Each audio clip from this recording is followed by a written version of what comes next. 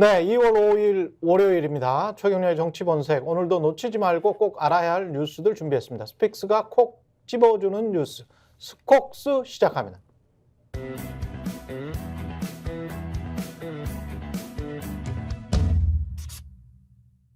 네, 김성환 시사평론가, 김민하 시사평론가와 함께합니다. 안녕하세요. 네, 안녕하세요. 예, 오늘의 첫 뉴스는 김경률 불출마. 예상했던 대로네요. 네.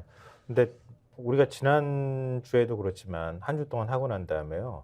구독자들이 반응이 제일 좋았던 게 일면에 어떤 기사들이 실렸는가 비교해서 분석해 준 걸 되게 좋아하셨다고 말씀하시더라고요. 그래서 김경률 비대위원회 불출마 선언과 관련해서 신문들이 어떻게 일면에서 보도했는지 그것부터 먼저 살펴봤어요.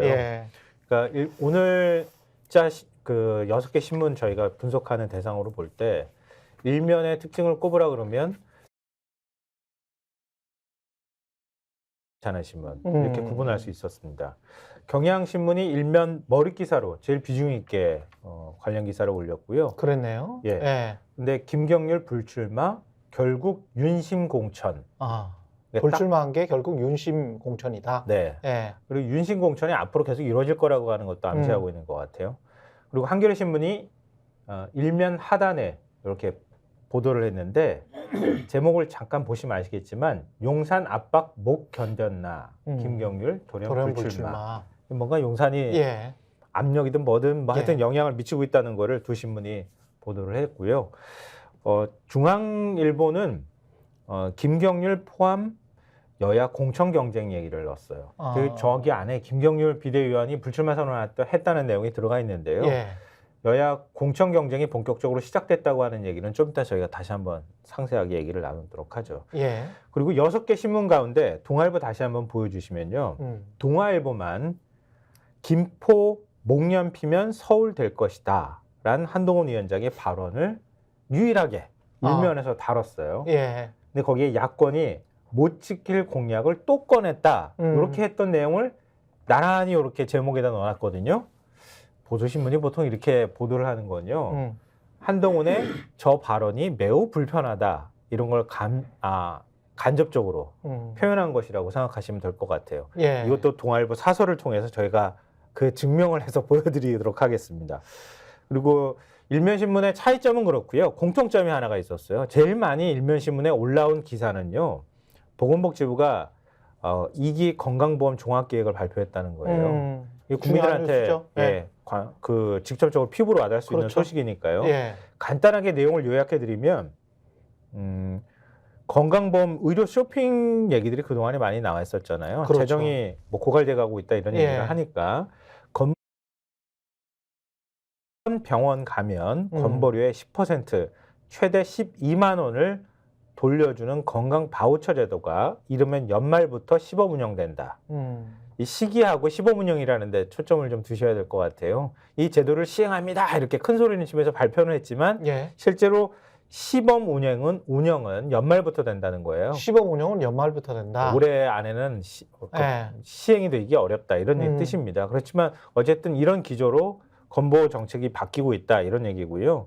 그 대신에 의료 쇼핑한다는 환자들, 병원 자주 가는 환자는 올 7월부터 진료비 본인 부담률이 90%까지 오를 수 있다 이런 겁니다.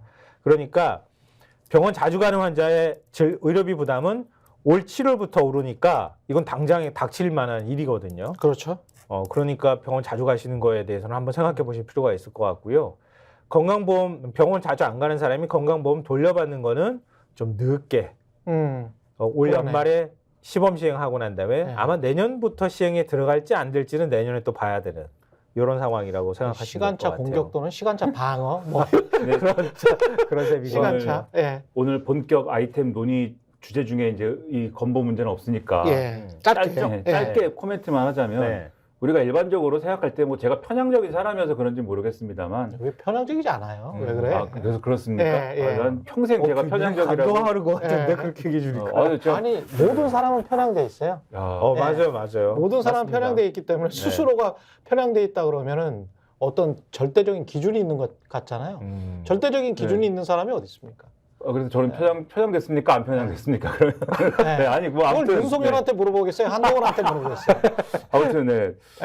주위에 많은 분들이 저도 표정됐다고 하지만 아무튼 이제 저 같은 사람이 생각할 때는 건보는 어쨌든 우리나라는 잘 돼 있는 국가로 평가를 받으니까 건강보험의 보장성은 늘려가면서 어쨌든 건보 재정이 펑크난다 그러니까 그러면은 건강보험료를 뭐 올리는 것인지 뭐 어떻게 하는 건지 이런 거를 고민해볼 필요가 있다 이런 얘기를 많이 해온 거잖아요 그동안은. 그렇죠. 근데 지금 정부가 하겠다는 거는 건강보험 문제에 있어서 건보료를 올리거나 뭐 이런 얘기가 아니라 안 쓰는 거는 돌려줄게 요 얘기를 뭐 나중에 하더라도 어쨌든 나중에 돌려주더라도 나중에 돌려줄게 요 얘기를 하면서 그 다음에 건강보험이 세는 걸 우리가 막을게 이렇게 얘기하는 거잖아요 지금. 그래서 예를 들면 그 예로 지금 얘기하는 게 우리가 도수치료 받으러 가면은 도수치료는 예를 들면 사보험에서 우리가 많이 보장을 받는데 그때 이제 물리치료를 껴주는 경우가 있습니다. 이 도수치료 받으니까 물리치료를 받고 가세요. 왜냐하면 물리치료는 건강보험이 적용이 됩니다. 이거 이제는 건강보험 적용 안 해준다는 거예요. 그리고 이 눈 이제 백내장이나 이런 거 치료하러 갔을 때 여기 렌즈 삽입이나 이런 거 해가지고 이거 하는 경우 아니면은 시력교정까지 같이 하는 경우 있잖아요. 수술하면서 그렇죠. 같이 다초점 뭐 이런 걸로 하는 경우 있지 않습니까? 그렇죠. 그것도 건강보험은 적용 안 해준다는 거예요. 그럼 어떤 얘기가 되냐면은 보장성을 줄인다는 얘기가 되지 않습니까? 그러네요. 그러니까 전체적으로 그러면 보면은 건보 보장성을 늘리는 걸 전제로 하는 게 아니라 이거는 보장성을 줄이는 걸 전제로 하는 거거든요. 환자들이 싫어할 수도 있겠습니다. 어떤 다른 얘기를 하든 저는 이거는 그래서 이 지금까지의 방향하고는 좀 역행하는 거 아니냐 이런 말씀 드리는 겁니다. 아니 근데 국민 민심을 좀 달래기 위해서 정부가 정책을 내놨는데 김인하 평론가가 이렇게 마음에 불을 질러 놓으면 편향적인 거예요. 근데 제가 제대로 지적하신 게 앞두고. 올 연말 이후에 건보료 12만 원 돌려줄게. 근데 그것도 돌려줄지 안 돌려줄지 그건 모르는 거예요. 모르겠다. 그런데 일단 건보료 재정을 위해서는 좀 줄여야 된다. 당신들이 받았던 혜택을. 근데 아까 지금 말씀하셨지만 도수치료랄지 다초점이랄지 뭐 이런 그게 사적 보험사들의 이익과도 연결이 됐거든요. 그러니까 꼭 국민 건강보험의 문제만은 아니야. 그러면 누구한테 얼마만큼의 이익이 돌아가는가. 여기서 가장 큰 혜택을 보는 거는 오늘 월요일 오늘 또 주식 시장이 열리는지 모르겠습니다만은 생보사들이 굉장히 좋아할 이야기다. 저는 그렇게 생각을 하고요. 오늘 주식 시장에서 생보사들 주가 추이 좀 지켜봐야 될 것 같습니다. 네, 알겠습니다. 이런저런 생보사들의 이야기도 생보사들의 어떤 주장들도 좀 들어간 게 아닌가. 그리고 대신에 의협이랄지 이쪽 국민 건강 계속 가셔야 될 수밖에 없는 그런 환자분들은 어떻게 해야 될까 그런 생각도 좀 드네요. 그런 이야기요. 김경률 부출만은 이걸로 끝난 거죠. 용산 직할 체제. 뭐 다른 사람이 뭐 지금 이제 우리가 일면에서 이렇게 전체적인 흐름을 보여드렸잖아요. 그러니까 일면 흐름과 관련되어 있는 구체적인 사안들에 대해서 하나하나 좀 짚어봤으면 좋겠는데요. 그게 이제 김경률 비대위원장 불출마 선언인데요. 다른 사람들이 뭐 비대위원이죠. 비대위원. 이게 지금 잘못됐다. 뭐 이게 왜 이러냐. 뭐 이런 말은 없습니까 혹시 신문에서? 신문에서요. 그러니까 이렇게 김경률 그 비대위원의 불출마 선언이 왜 이루어진 거냐. 앞서 한겨레 신문하고 경향신문 기사 제목을 저희가 보여드렸잖아요. 결국 윤신공천 아니냐 이렇게 얘기가 되고 있는 건데 윤신공천이라는 얘기가 그거예요. 김경률 비대위원이 김건희 여사 사과 필요합니다 이렇게 얘기를 했던 거 아니에요. 그거에 대해서 대통령실이 이거 사천 아니야? 왜냐면 마포울의 한동훈 위원장이 이 사람이 출마할 겁니다. 그리고 손 바짝 들어줬잖아요. 근데 그런 사람이 그 영부인과 관련되어 있는 의혹 제기를 얘기하면서 이거 사과해야 됩니다 이렇게 얘기를 한 건데 결국 대통령실에서 할 말은 없으니 이거 한동훈 비대위원장이 사천하려고 하는 거 아니야 이렇게 시비를 걸었던 거 아니에요. 그렇죠. 그것 때문에 결국 윤한대전이 발생을 했던 거고 그 다음에 김경률 비대위원과 관련해서 친윤계 쪽에서는 최소한 그래도 비대위원은 내려놔야 되지 않겠냐. 공천을 하지 말라는 소리는 한동훈 위원장 무서워가지고 잘 못하고 그렇게 했는데 김경률 비대위원이 어제 오후에요. 자신의 페이스북에 수고 끝에 내린 당의 총선 승리를 위한 내 결심이다 그러면서 총선 불출마 선언을 알렸고요. 마포울 선거구를 포함한 40 총선 승리를 위해 비상대책위원으로서의 역할을 더욱 충실히 수행하겠다 이렇게 얘기를 했어요. 총선 승리를 위한 것인지 김건희의 승리를 위한 것인지는 잘 모르겠는데 사실은 김경률 같은 사람이 김건희 여사와 관련된 각종 의혹들을 계속 좀 제기하고 그거를 여당이 끌어안아 줄 수 있다면 그게 중도 확장 그리고 포용 뭐 이런 전략 아니었어요.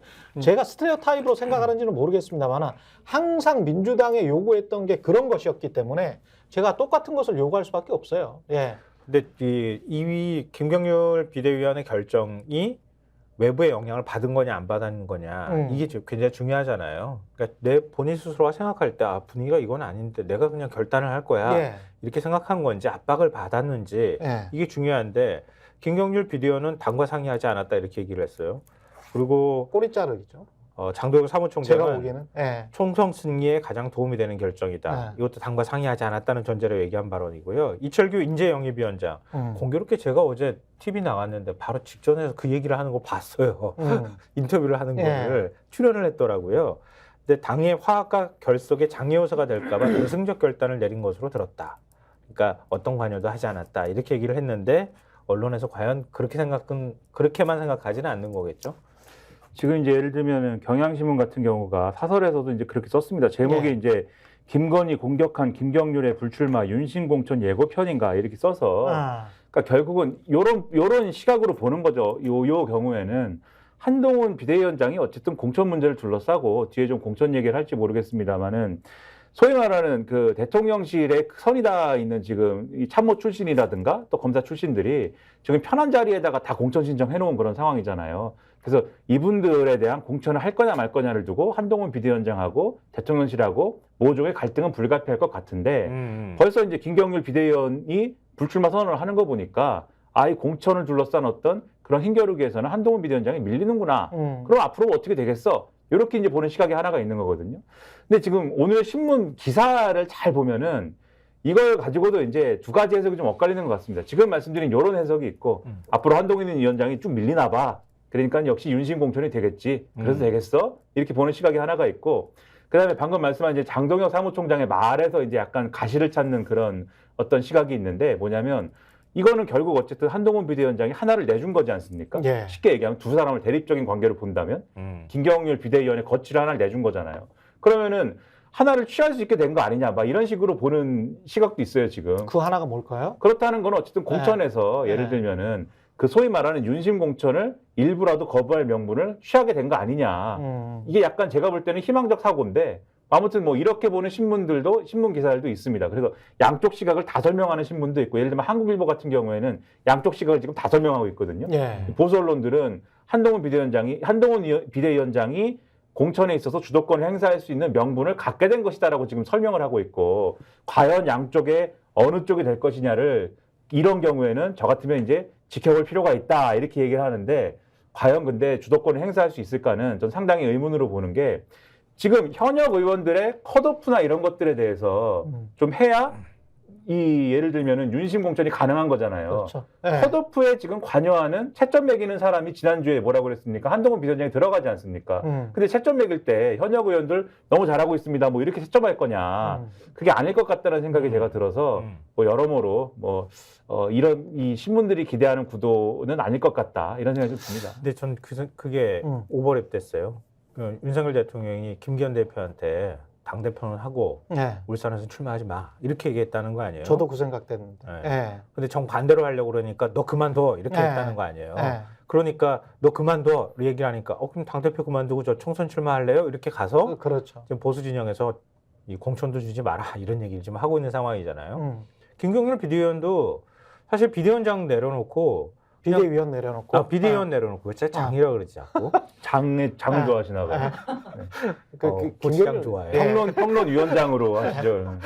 앞으로 위원장 하는 거. 김성환 평론위원장. 김성환 평론위원장 계속 말씀하시죠. 그거 괜찮은데. 평론위원장. 저 하나 달아줘요. 하여튼 그 비대위원은 계속 하겠다고 하는 거잖아요. 그러니까 근데 윤심 쪽에서 그러니까 윤핵관 쪽에서는 비대위원 내려놓고 총선 출마해 이렇게 얘기를 했다는 거 아니에요. 근데 뭔가 하여튼 김건희 여사와 관련해서 앞으로 언급하면 총선 다 없을 줄 알아. 누가 경로했을지도 몰라 제가 볼 때는. 그러니까 어떤 방식으로든 대통령실의 요로를 통해서 이건 정리하고 갑시다라고 얘기했을 가능성이 저는 굉장히 높다고 봐요. 그리고 대부분의 국민들도 그렇게 이해할 거예요. 김건희 여사 언급하면 불이익 보는구나 이렇게 이해를 하지. 한동훈 비대위원장이 김경률 비대위원이 한 수 접어줌으로써 뭔가 명분을 취득하게 됐어. 이렇게 이해를 할까? 저는 아니라고 봅니다. 근데 신문들에서 나온 것도 중요하지만 나오지 않은 것도 중요한데 이런 이야기를 하면서 뭐 한동훈과 윤석열의 어떤 권력 싸움이랄지 공천 싸움이랄지 이렇게 보는 거는 굉장히 좀 표피적인 거고 사실 그 안에는 김건희가 있고 국민들이 원하는 거는 김건희 여사와 관련된 각종 추문 그것이 진실이냐 아니냐 그건 여부거든요. 근데 그 진실에 관한 이야기까지 쑥 들어가야 돼. 그게 언론인데 지금 한국 언론 특히 보수 언론이 하는 거는 그냥 이 사람들끼리 여권 내에서 정치공학적으로 싸움 근데 그 싸움의 원인에 관해서는 그 본질에 관해서는 거의 이야기를 안 한 채 왜냐하면 이야기하면 그게 가장 불충한 태도니까 뭐 이런 식이라서 이게 참 정치기사나 이 언론이 하는 역할이 뭔가 이런 생각을 합니다. 자꾸 감춰주려고 하는 것 같아요. 예. 하여튼 이번 사안은 딱 한 줄로 요약하면 김건희 건드리면 죽는다. 이 메시지 이상의 더 강력한 메시지는 제가 볼 때는 없을 것 같아요. 그리고 아까 그 동아일보에서 목련 피면 김포는 서울 그 한동훈 그 장관 때였습니까? 비대위원장 때였죠? 비대위원장 때 이야기를 한 거죠? 아니요. 언제 이야기를 한 거예요? 엊그제? 김포 서울 통합 염원 시민대회라고 김포에서 열렸어요. 그 자리에 한동훈 위원장이 참석을 했는데 참석을 해서 민주당이 경기 분도를 주장하고 국민의힘은 김포 서울 편입을 주장하는데 저는 발상의 전환을 하겠다. 김포, 구리 등 서울 편입을 원하는 지역을 다 서울로 만들어주고 경기 남북도 분도도 추진하겠다. 이런 얘기를 했어요. 그러니까 다 하겠다.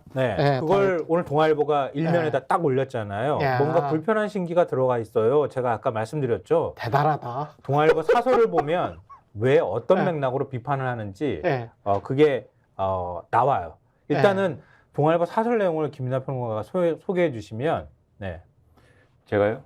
위원장님 시키니까 또 그렇지 앞으로 위원장이라고 평론위원장이 시키니까 일개 평론위원은 그냥 하세요. 아니 그냥 평론가 일개 그럼 내가 계속 쭉 할까 그냥 아닙니다. 아니 동아일보는 근데 기사에서도 벌써 이 일종의 팩트 체크를 하고 있어요. 그러니까 지난해 11월 사실상 여당이 이거는 운을 뗀 뒤에 무산 수준에 있었다. 그리고 김포시의 서울 편입 문제 주민투표를 거쳐야 되는데 주민투표법에 따르면 공직선거법에 규정된 선거 60일 전에 주민투표를 할 수 없다고 돼 있어서 이달 10일까지가 시한이어서 이건 사실상 이제 불발로 돌아간 상황이다. 이거를 지적을 하고 있고 사설 제목이 한자로 이건 한동훈 위원장. 한국 아니죠. 목련 피는 봄 오면 김포는 서울 될 것. 이건 또 무슨 말인가? 이게 제목입니다. 목련 꽃망울은 이미 피었어. 여기서 뭐라 그랬냐면 이미 피었다고. 이거는 국회 입법까지 거쳐야 하는데 사실상 불가능하다. 지난해 여당이 발의한 특별법은 상임위에서 한 차례도 논의되지 않은 채 폐기순에 들어갔는데 한동훈 위원장이 모를 리가 없다. 감성적 언어로 한껏 기대심리를 올려놓는 말장난이 아닐 수 없다. 정치신인이 나쁜 것부터 배웠다. 이렇게 지적을 했고. 동아일보가. 그렇죠. 그다음에 이 경기도 분도를 같이 지적하는 거에 대해서도 서울 인접도시 주민들이 원하는 대로 서울로 편입이 되면 남는 도시는 과연 얼마나 될 것이며 그런 상태에서 경기도를 나누는 게 어떤 의미가 있을지 의문이다. 가뜩이나 지방도시가 다 소멸하는데 큰 서울을 만들자는 구상에는 고개를 갸웃할 수밖에 없다. 여기 경기도 연천까지 해가지고요. 다 서울로 편입해서 연천이 사실 최전선이잖아요. 최전선이잖아요. 북한과 대치하고 있는 최전선이기 때문에 바로 서울이 공격받을 수 있는 것처럼 우리가 국방 안보 의식을 튼튼히 합시다. 그래서 뭐라고 했냐면 연천까지 다 포함해버립시다 그냥. 그래서 뭐라고 했냐면 누구나 서울공화국에 들어가고 싶어하는 욕망을 자극하려는 정치공학적 계산이 깔려 있음을 부인하지 못할 것이다. 이렇게 지적을 하고 있습니다. 근데 저는 이 사설 내용 중에 정치 신인이 나쁜 것부터 배웠다. 이렇게 사설에 이렇게 잘 안 쓰거든요. 특히나 사실 보수 신문이잖아요. 그렇죠. 근데 이런 표현을 쓰는 건 이거 굉장히 이례적이라는 생각이 들었고요. 어제 이것 때문에 동아일보 보수 신문에서도 이렇게 비판하고 있잖아요. 근데 이재명 대표가 총선 공약만 남발하는 사기 집단 같다 이렇게 얘기를 하니까 한동훈 위원장이 자기 얘기하는 것 같다 이렇게 맞받아치기도 했어요. 여의도 문법에 아주 능숙해지셨어요. 이제 아니 근데 이거는 여의도 문법이 아니고 네. 제가 중학생 때 많이 하던 문법인데 아, 그래? 네, 뭐 반사 뭐 그런 거잖아요. 그치. 네, 너나 잘해 반사 이런 거잖아요. 아직도 그러면 중2병에서 못 벗어났나? 뭐 네. 그렇게까지는 모르겠지만 뭐 네. 이게 뭡니까 이게 수준 낮게. 네. 맞아요. 그리고 최근에 한동훈 위원장의 발언을 보면서 저는 한동훈 위원장이 막 계속 이재명 대표 시비 걸고 뭐 비아냥대고 조롱하고 이러는 게 보수 쪽에서 바라볼 때는 보수 지지자들은 막 속 시원해, 막 괴롭히는 게 너무 좋아, 막 희열을 느낄지는 모르겠으나 한 위원장 개인으로 볼 때는 정치적 자산을 쌓는 방식이 아니라 신뢰를 깎아먹는 쪽으로 자꾸 가는 것 같아서 안타까워요. 이거 한동훈 위원장한테 드리는 조언입니다. 피로감이 쌓이죠.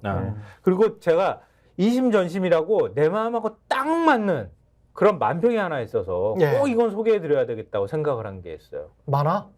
김민하 평론가 지금 코 벌렁벌렁했어. 만화 좋아하지. 한번 보세요. 목련이 피는 봄이 오면 김포 서울 편입. 저게 한동훈이고요. 총선 후에는 목련은 내년에도 피고 10년 후에도 피고 떴다방 사투리. 여의도 사투리, 서초동 사투리, 떴다방 사투리. 우리 그거 얘기했잖아요. 저기 이렇게 햇빛 가르는 저 차양 있는 걸 봐서 저기가 떴다방이네요. 떴다방이네. 우리 사직 같다고 하니까 사직구장이라고 안 했다고. 그래가지고 막 한 위원장이 막 반발했잖아요. 그렇죠. 그랑 똑같은 거지. 목련 피는 봄이 온다는 게 봄이 뭐 내년에도 오고 후년에도 오고 언제든 오는데 사람들이 나중에 지금 해준다고 얘기하지 않았습니까? 이렇게 반발하면 저는 올해라고 말한 적은 없어요. 이렇게 얘기할 것 같아서 그 생각이 들었는데 딱 아주 경향신문 만평이 그걸 잘 지적했습니다. 한동훈 어법이 약간 좀 그런 게 있죠. 사소한 것을 다시 끄집어내가지고 내가 언제 그런 말을 한 적이 있느냐. 뭐 이런 거를. 그거는 제가 볼 때는 서초동 사투리죠. 그게 서초동 사투리. 그렇죠. 그게 이제 법정에서는 그런 꼬투리 잡아갖고 의도가 그게 아니고 이런 걸 증명할 때 뭐 유용할지 모르지만 정치권에 와서 이렇게 얘기하면 어떡합니까? 국민들이 봤을 때는 쫀쫀해 보이고 비겁해 보여요. 그렇죠. 아니 김건희 여사와 관련해서 얘기하는 거 봐봐요. 국민 눈높이 얘기하면서 나중에 사과 요구하신 적 있습니까? 제가 언제 사과 요구했습니까? 그렇게 얘기하잖아요. 그렇지. 다 국민들은 그렇게 이해하고 있는데. 그거는 맞아. 근데 본인이 사과를 직접 요구한 적은 없어. 직접 요구한 적은 없지만 없어. 국민 눈높이 얘기한다는 건 김건희 여사 문제와 관련해서 대통령실이든 김건희 여사 직접 나와서 입장 밝혀라. 국민들이 거기에 대해서 납득 못하는 거 있으면 또 사과도 해라. 이런 맥락으로 다 읽힐 수 있는 발언이잖아요. 근데 저는 그런 말 한 적 없습니다. 여사에 대해서 불충한 적은 없죠. 우리가 좀 알았어요. 지켜주자고요. 네. 한동훈 위원장 여사에 대해서 불충한 적은 없습니다. 불충한 사람은 김경률이야. 오늘 한 위원장 듣고 계시죠? 네. 들으셨다면 좋아요, 구독, 알림. 좋아요, 구독, 알림 설정. 한 위원장이 좋아요 한번 눌러주면 엄청나게 우리 구독자 늘겠다. 검사들도 많이 눌러주시면 또 별로 좋지도 않을 것 같기도 해요. 여야 공천 전쟁이 하여간 삿바 싸움이 많이 시작된 거는 같습니다. 어제 오늘 되게 중요한 일들이 있었어요. 정치 일정상으로 보면 국민의힘이 공천 신청자 마감을 했어요. 그 최종 결과가 나왔거든요. 대통령실 참모 출신 신청자가 38명이더라. 34명이라고 보다는 매체도 있기는 하는데요. 21개 지역구에서 현역 의원과 대통령실 출신 참모들이 맞붙게 됐다. 근데 참모 출신 가운데 비서관급이 13명, 이 가운데 9명이 양지로 분류되는 국민의힘 현역 지역구를 택했다. 이런 거예요. 그러니까 맥락의 핵심은 딱 그거예요. 대통령하고 제일 가까운 데 있는 사람들이 험지로 안 가고 양지로 자꾸 간다. 이 얘기를 하는 건데 전체 공천 신청자가 858명이고 경쟁률이 3.4대 1이거든요. 근데 당선 가능성이 높은 영남권의 신청자가 몰리면서 영남권은 4.2대 1. 특히 경북은 5.2대 1. 근데 강남 제일 따뜻한 곳이잖아요. 강남병에는 7명, 강남갑에는 6명씩 막 몰리는 현상이 나타났다. 이런 거고요. 조선일보가 사설에서 이걸 기사 제목을 이렇게 표현해 놨는데 용산 참모는 강남, 영남, 그리고 청년은 강북, 호남행 이런 식으로 달아놨어요. 미래 세대를 상당히 생각하는 그런 정당이군요. 이 당은 강하게 뭐, 키워야 된다. 예, 예, 이 당은 험지에서. 지난번에도 무슨 뭐 퓨처 메이커니 뭐니 해가지고 젊은 사람들을 배려할 것처럼 공천을 네. 막 한 다음에 네. 정작 그 퓨처 메이커 트랙을 탄 후보들은 험지에다 다 던져버리는 바람에 예, 그 애들을 강하게 키워야 돼. 예. 아니, 부모님의 따뜻한 어떤 뭐 배려라고 도대체- 할 수 있죠. 도대체 살아남을 네. 수 없는 환경을 만들어 놓고 맞아요, 이번에도 맞아요. 사실 네. 이번에도 그 소위 말하는 이제 험지로 가라. 그 험지에 가서 한번 승부를 보자. 이렇게 막 독려한 그러한 이제 어떤 후보군들은 뭐 이 자리에서도 말씀드렸습니다만 소위 말하는 비윤으로 분류가 되거나 또는 뭔가 좀 출마 명분이 필요한데 뭔가 좀 이게 좀 없어서 고민하던 차에 그래도 좀 험지 출마가 명분이 될 수 있겠다라고 판단한 장관 출신 어떤 인사라든지 그다음에 이제 비윤이었는지 애매했지만 뭔가 김건희 여사에 대해서 비판적인 언급을 했다든지 이런 사람들이 지금 다 수도권 험지에 지금 출마하고 있는 거거든요. 그렇군요. 그래서 진짜 따뜻한 아랫봉에 간 사람들은 지금 말씀하신 것처럼 대통령실 출신이거나 검사 출신이거나 이럴 거냐 이걸 보는데 여기서 앞서 말씀드린 것처럼 이게 그러면은 한동훈 비대위원장이 결국은 뭐 공천권을 가졌다고 할 때 이 구도를 그냥 인정하고 가느냐 그러면 한동훈 비대위원장이 그래 이거 뭐 대통령실이랑 조율해갖고 요 결론이니까 요 구도로 갑시다 이렇게 가는 거냐 아니면은 이거는 내가 이 총선 승리를 위해서 여기에도 좀 손을 대야겠습니다라고 하면서 이 지역의 현역 의원들이 있지 않습니까? 이 지역의 현역 의원들이 나는 한동훈의 충성을 바치겠습니다라고 이제 하는 줄 서는 그런 광경으로 이어지는 거냐? 이게 이제 갈림길이다라고 언론은 지금 보는 것 같아요. 한동훈 위원장이 김경률 비대위원 사퇴 문제에 대해서 질문 많이 받았잖아요. 예. 기자들께 질문할 때, 뭐라고요? 무슨 얘기? 검토 안 봐도 네, 없고, 그렇지. 맞아. 들어본 적도 없어. 뭐 이런 네. 식의 태도였잖아요. 그렇죠. 근데 김경률 비대위원이 총선 불출마 선언했어. 예. 마포울이 뭐 어떻게 되든 네. 뭐 정청래 의원이 뭐 춤을 추든 말든 그건 상관은 없는데 예. 그러면 한동훈은 어떻게 할 거야?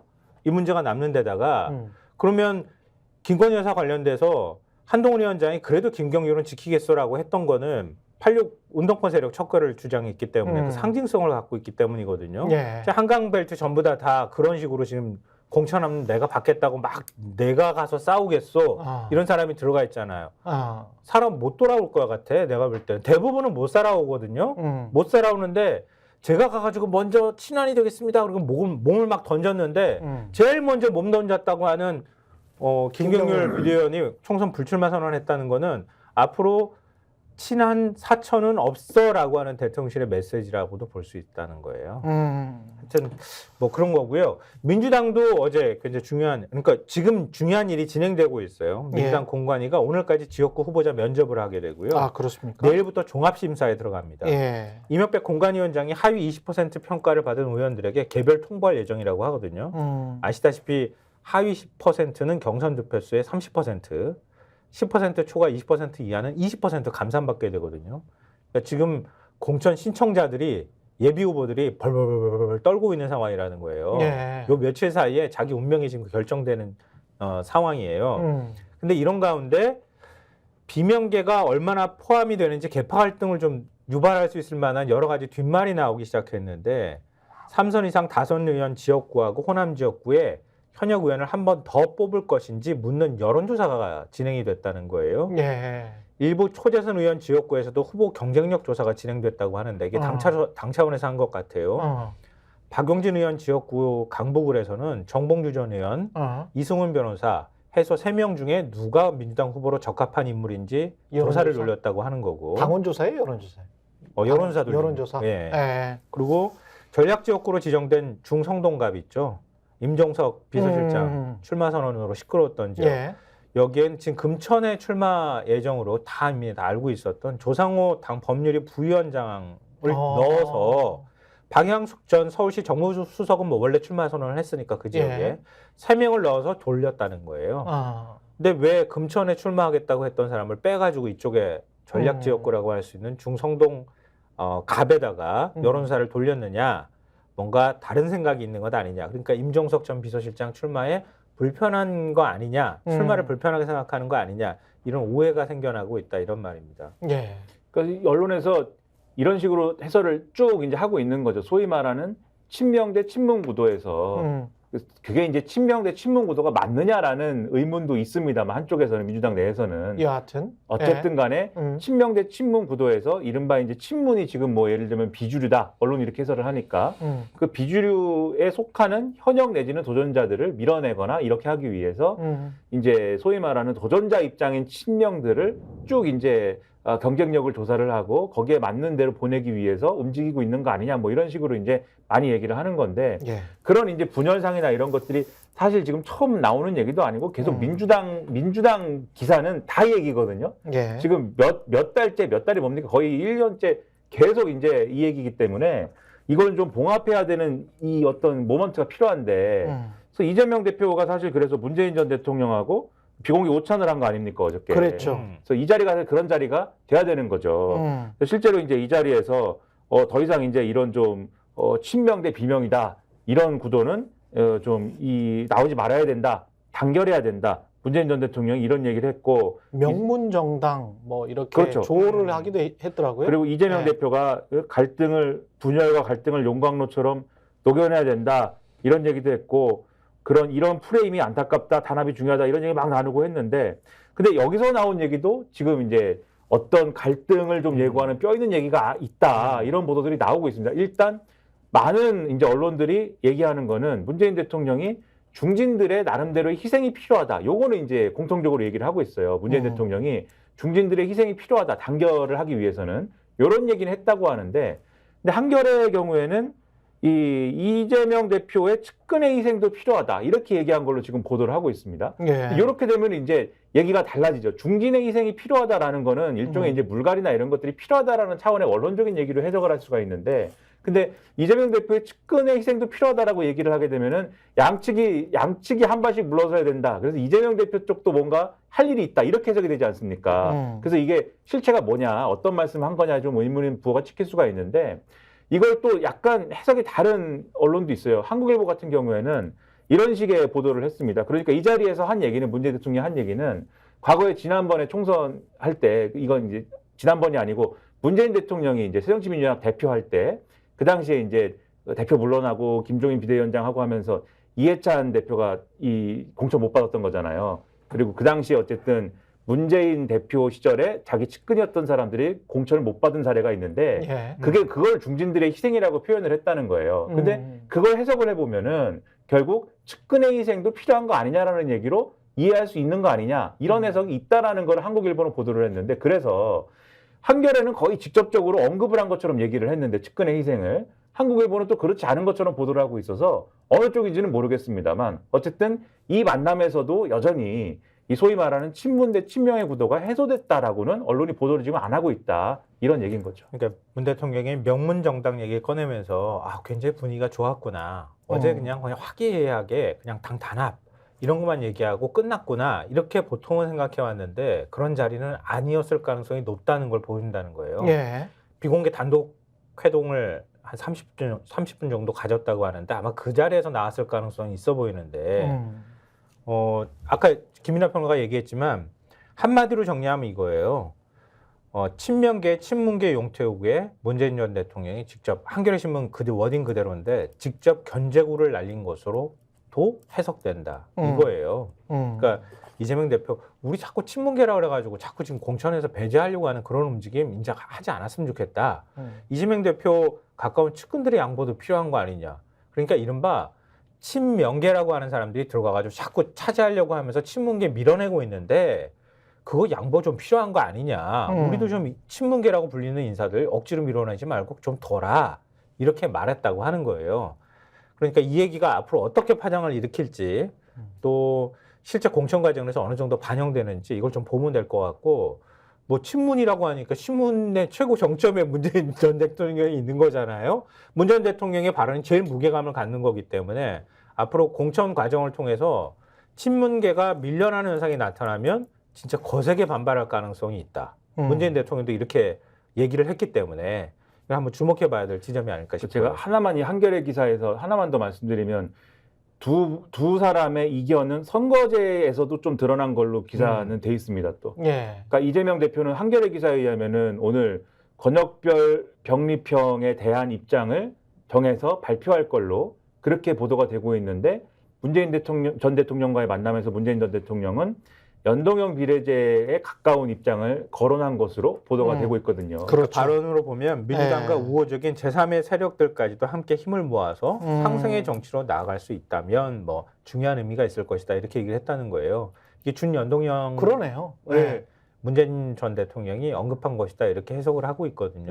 그래서 이런 보도들이 맞는 건지 이런 것들이 추가 갈등 요소가 되는 건지는 좀 지켜볼 필요가 있겠죠. 한겨레가 보도했는데 이재명 대표가 오늘 권역별 병립형 으로 갈 것 같다. 선거제에 대한 입장을 오늘 밝힐 것 같다고 오늘 밝힐 보도를 것 같다. 하고 있거든요.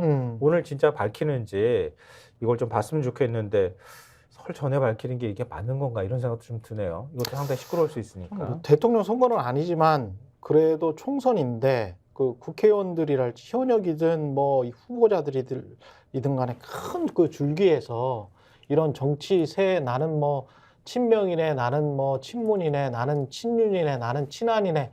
이게 이제 사람들이 명확하게 구별할 수가 없는 거잖아요. 그리고 그 사람을 그렇게 규정하면 대부분의 정치인들은 다 싫어해요. 나는 친문도 아니고 친한도 아니고 나는 친명이나 친문도 아니고 나는 친국민이다. 다 그렇게 이야기를 해요. 다 친유권자다.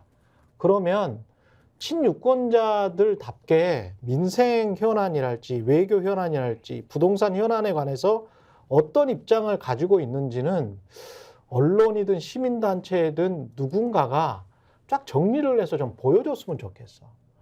저는 그 지금도 말이죠. 부동산 실거주 뭐 3년 유예안에 뭐 이런 거 가지고 실거주는 당연히 아파트라는 거는 아파트든 부동산이든 샀으면 거기에서 살려고 들어가는 거 아닙니까?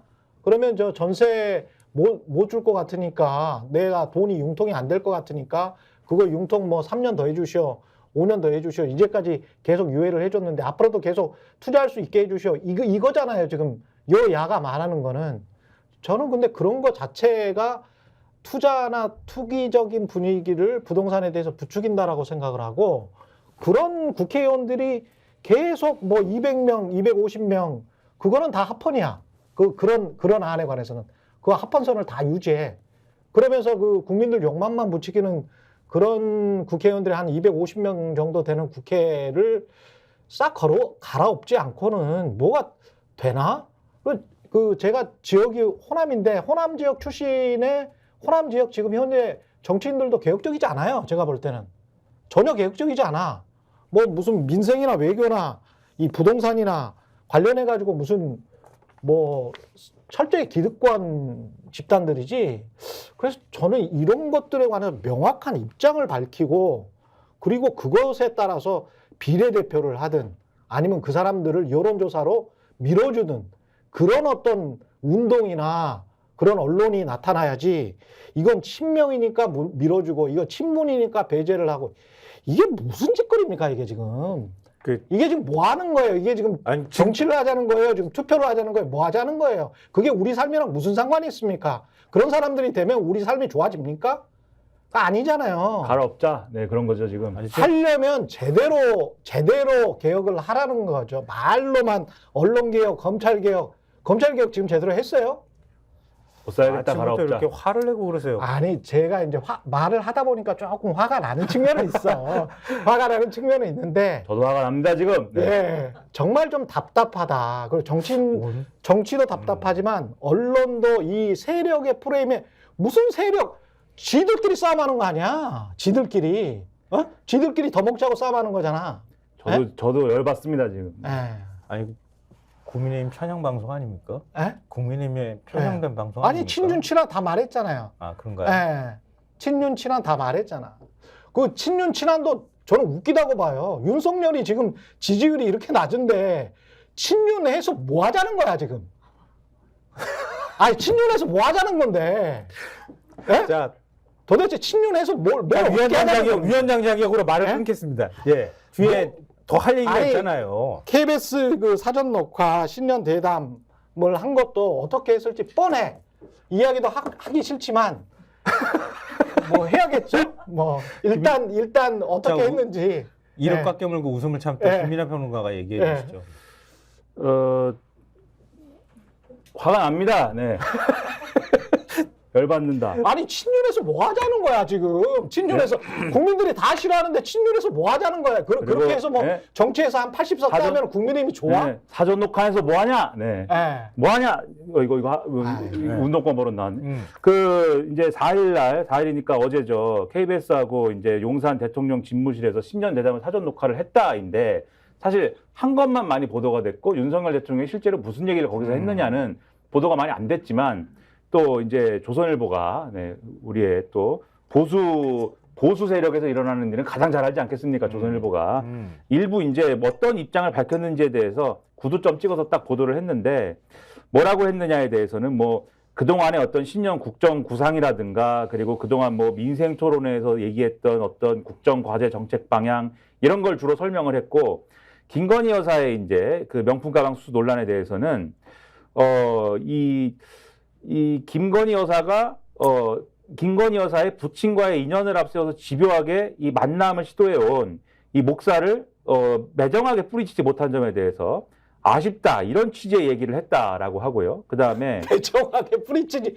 못한 점에 대해서 아쉽다고 매정하게 뿌리쳤어야 됐다. 대통령이 그런 이야기를 했대요. 부친과의 인연을 앞세워서 집요하게 만남을 시도했던 사람을 아니 이런 매정하게 사람이 뿌리치지 못해서 특수부 검사 출신이었다는 것도 정말 한심합니다. 화가 난다 정말. 그리고 특별감 한국의 대통령이 이래도 되는 겁니까? 정말 화가 난. 그리고 특별감찰관 임명과 제1부속실 설치 문제에 대해서는 검토되고 있다 이렇게 얘기를 했다고 하고. 최근에 계속 이 자리에서도 얘기하는 한동훈, 윤석열 충돌설 이런 거에 대해서는 특히 공천 논란과 관련돼서 선거는 당이 알아서 하는 것이다 이런 취지로 언급을 했다 이렇게 돼 있고요. 그다음에 대담 녹화 후에 이건 대통령실에서 녹화를 했지 않습니까? 그러고 나서 또 일정이 있었어요. 이관섭 비서실장 등의 참모들과 함께 설 명절 인사 영상을 촬영을 했다. 근데 이게 이전에 이 명절 때는 다 김건희 여사와 같이 나와가지고 촬영을 했는데 이번에는 김건희 여사는 없었다는 것이고 또 이 조선일보 보도가 아닌 다른 언론 보도를 보면은 이 자리에서 이제 뭐 합창을 뭐 했다고 가수 변진섭 씨의 우리의 사랑이 필요한 거죠라는 노래를 함께 부르면서 이 노래 가사에 우리가 해야 될 일들이 다 표현이 돼 있다 이렇게 얘기를 했다. 설 명절 사람을 사랑하셔야 되는데 강아지만 사랑하시는 것 같아요. 아니 근데 강아지만 사랑하시는 것 같다고 제가 보기에는 강아지에 대한 사랑의 절반만큼이라도 국민을 좀 사랑하시고 무주택자를 사랑하시고 없는 서민들을 좀 사랑하세요. 예? 아니 옳은 말이잖아. 왜냐하면 이게 굉장히 제일 흥미로운 게 뭐냐면 오늘 조선일보가 이 관련 소식을 전하면서 뉴욕타임즈가 그 명품백과 관련해서 강아지 사진 올렸던데? 그러니까 일면에 보도하고 오면에도 보도했잖아. 큼지막하게 그 지면을 그대로 넣었다는 거예요. 이거는 편집의 측면으로 보면은 조선일보도 굉장히 대통령실 비판하고 있는 거예요. 이 문제에 대해서 굉장히 곱지 않은 시선으로 보고 있다는 거를 그 지면 기사를 실음으로 인해서 그냥 다 비춰줬다고 해도 그러니까 사진으로 요만하게 실제로 지금 말씀하신 것처럼 그 뉴욕타임스 지면을 사진으로 사진 이미지로 신문에다 넣어놨어요. 강아지랑 같이 있는 뭐. 거기에다가 디올백 같이 좀 넣어줬으면 강아지도 사랑하고 디올백도 사랑하고. 그러니까 이제 뉴욕타임스니까 뇌물도 사랑하고 강아지도 사랑하고. 뭐 근데 이런. 그 합창에서 불렀다는 노래가 변진섭 씨 뭐 노래라고요? 그러니까 방금 말씀드린 우리의 사랑이 필요한 거죠라는 노래입니다. 그 순간이 바로 우리들의 사랑이 필요한 거죠. 뭐 아니 이게 가사를 보니까 이걸 일부러 뽑아달라 그랬어요 제가. 음절이 일부러 안 맞아야 그 AI가 그 노래를 못 불러야 돼. 시처럼 하면 노래를 못 되지. 불러야 돼. 그래야지. 변진섭 씨 명곡은 로라죠, 로라. 이제 표절 시비가 있었던 것 같은데. 제가 노래의 가사를 읊어드릴게요. 이거는 안 걸리잖아. 그죠? 음을 넣지 않고. 그렇죠. 그대 어깨 위에 놓은 짐이 너무 힘에 겨워서 길을 걷다 멈춰진 그 길가에서 마냥 울고 싶어질 때 아주 작고 약한 힘이지만 나의 손을 잡아요. 이거 누구한테 하는 말이에요? 이태원 참사 유가족의 손을 잡아줬었어야 된다는 이야기잖아. 이거 김건희 여사한테 얘기하는 거 아니야? 자기 고백인가? 공천 신청자들한테 하는 얘기입니다. 이거. 그래요? 네, 공천 신청자들에게. 어떻게 이렇게 해석이 다 다르지? 뭐 어떻습니까? 이 방송은 이렇게 끝나는 것 같은데 이거 막가는 방송이 됐는데 뭐 어떻습니까? 마지막에. 아니 뭐 제가 약간 화를 내서 그렇지 할 말만 했습니다. 도저히 이 정치공학적 노름은 눈꼴이 시어서 못 봐주겠습니다. 정말. 국민들 민생과는 아무런 상관이 없는 이런 이야기만 계속 하는 거는 정치가 아니에요. 경제는 경세재민이거든요. 예? 세상을 경영하고 국민들, 민중을 구원하는 겁니다. 그게 정치예요. 경제가 정치란 말입니다. 지금 뭐 하자는 겁니까, 지금? 당신들 국회의원 되면 뭐 우리 삶이 달라져요? 예? 당신들 이익 받는 거 말고 뭐가 달라졌습니까? 그럼 어떻게 달라질지에 관해서 뼈저리게 이야기를 해야죠. 지금 선거가 지금 한 60일, 70일밖에 안 남았는데 좀 장난합니까? 국민들 상대로? 언제까지 이 꼴을 봐줘야 돼요? 지금까지 스픽스가 집어주고. 아니, 2부에 이런 얘기 할 거잖아요. 스포츠. 예, 김성환 평론가. 2부에 또 하실 건가요? 김연아 평론가였습니다. 예, 여기까지 하자고, 그냥. 고맙습니다. 예. 잠시 광고 보시고 2부는 한동수 전 대검 감찰부장과 심층 인터뷰 이어가겠습니다. 고맙습니다. 네, 고발사주 의혹의 핵심 인물 중 한 명인 손준성 대구고검 검사장의 1심 재판에서 실형이 선고됐습니다. 검찰의 선거 개입, 국기문란이란 비판이 커지고 있는데요. 한동수 전 대검 감찰부장 스튜디오에 모셨습니다. 안녕하세요. 네, 이렇게 통찰력 있고 올곧고 올곧고 강한 방송에 예. 이렇게 함께할 수 있어서 기쁩니다. 예, 그 전에 원래 판사이셨잖아요. 네, 판사 16년 하고 변호사 한 5년 7개월 하고 대검에서 감찰부장으로 2년 9개월 정도 근무하고 다시 변호사 시작한 지 한 1년 됐습니다. 그러셨군요. 1년 좀 넘었습니다. 예, 계시는 동안에 채널A 검언유착 사건 났었고, 네, 한명숙 총리 모해 위증 교사 사건과 관련해서도 감찰을 하셨었습니까? 네, 예, 그다음에 판사 사찰 문건도 있었고 고발 사주 사건, 그때 진짜 일이 많았군요. 네, 아주 특별한 검찰총장이 재직했고요. 저 역시 그런 역사적으로 예, 이렇게 중요한 사건의 그 현장에 있었던 것 같습니다. 예. 지금 고발 사주 사건은 1심이 판결이 났는데 징역 1년 실형, 손준성 검사장에게는 일단 실형 판결이 나왔고, 검사장에게 징역 1년 실형 판결이 나온 것도 한국의 사법사에 극히 이례적이었던 것 같습니다. 네, 무슨 예. 뭐 뇌물 관련 뭐 이런 쪽에는 이제 나온 적이 있었는데요. 그렇죠. 네. 예. 이 재판에 이제 증인 출석도 하셨는데 네. 어떤 증언을 하셨어요? 크게 세 가지인데요. 하나는 손준성 수사정보정책관이 그 고발장을 작성 전달하였다는 점, 또 하나 윤석열 총장의 승인을 받고 고발장이 외부로 나갔을 가능성이 있다. 또 한동훈 검사가 이 행위에 공모했을 가능성이 있다. 이 세 가지 점에 대해서 그 진술을 하였고요. 또 관련되는 진술서, 예. 뭐 의견서라고도 표현하시는데 예. 그 진술서를 그 제출하였고요. 예. 네, 그렇습니다. 그러니까 감찰부장으로 계시면서 취득한 어떤 증거 자료들에 바탕을 해서 진술하신 거군요. 저는 이제 예. 대검 내부에서 제가 뭐 검찰의 뭐 심장부라고도 표현하는데 내부 의사결정 과정들을 제가 그 경험을 했고요. 그러네요. 그리고 또 이 고발 사주 사건 관련해서는 책이 그 공익신고자인 조성은 그 제보자를 실제 제가 영상 녹화를 제가 조사자로서 좀 진행을 했고요. 또 관련 그 대검 내에서 정보통신과 등을 위해서 이제 그 메신저 자료 등 내지는 뭐 판결문 검색, 로그인 흔적들, 또 뭐 법조인 대관 이런 부분들에 대해서 전체적인 아주 기본 골격이 되는 물적 증거 조사도 제가 알았기 때문에 그 처리 과정도 제가 경험했기 때문에 비교적 뭐 사건의 실제 신빙성 높은 정확한 진술을 할 수 있었습니다. 이번 판결에 어떻게 보면 요체가 되는 증언들을 많이 하신 거네요. 네. 저기 그 진술서 내용들은 제가 책에도 그대로 기재를 했고 판결문에서도 상당 부분 그대로 또 기재돼 있는 것을 제가 확인했습니다. 책 제목이 검찰의 심장부에서라는 윤석열 사단에 대한 이야기가 나온 책인 것 같은데 좀 볼 수 있을까요? 네. 예. 제가 우리 드리려고 가졌습니다. 예. 검찰의 심장부에서 검사 동일체부터 시작해서 검찰 수사를 믿을 수 있을까? 깡패 소굴이라는 표현도 나와 있네요. 네, 제가 나오니까 어느 분이 깡패 소굴 같은 데서 어떻게 3년씩이나 견디셨어요. 이렇게 저한테 위로 겸 내지는 평가 내지는 격려 겸 이런 실제 말을 제가 들었습니다. 이게 윤석열 총장이 승인을 받고 했을 것 같다라고 증언을 하셨다고 했는데 네네. 그 이유는 뭔가요? 그 근거가 있겠죠? 사실 이 검찰에 검사로서 내지는 대검에 조금이라도 근무해 본 사람이라면 이 검찰총장을 승인을 받고 나가지 않은 지시 내지는 승인 없이 손준성 검사가 이렇게 위험한 일을 할 하등의 이유가 없다.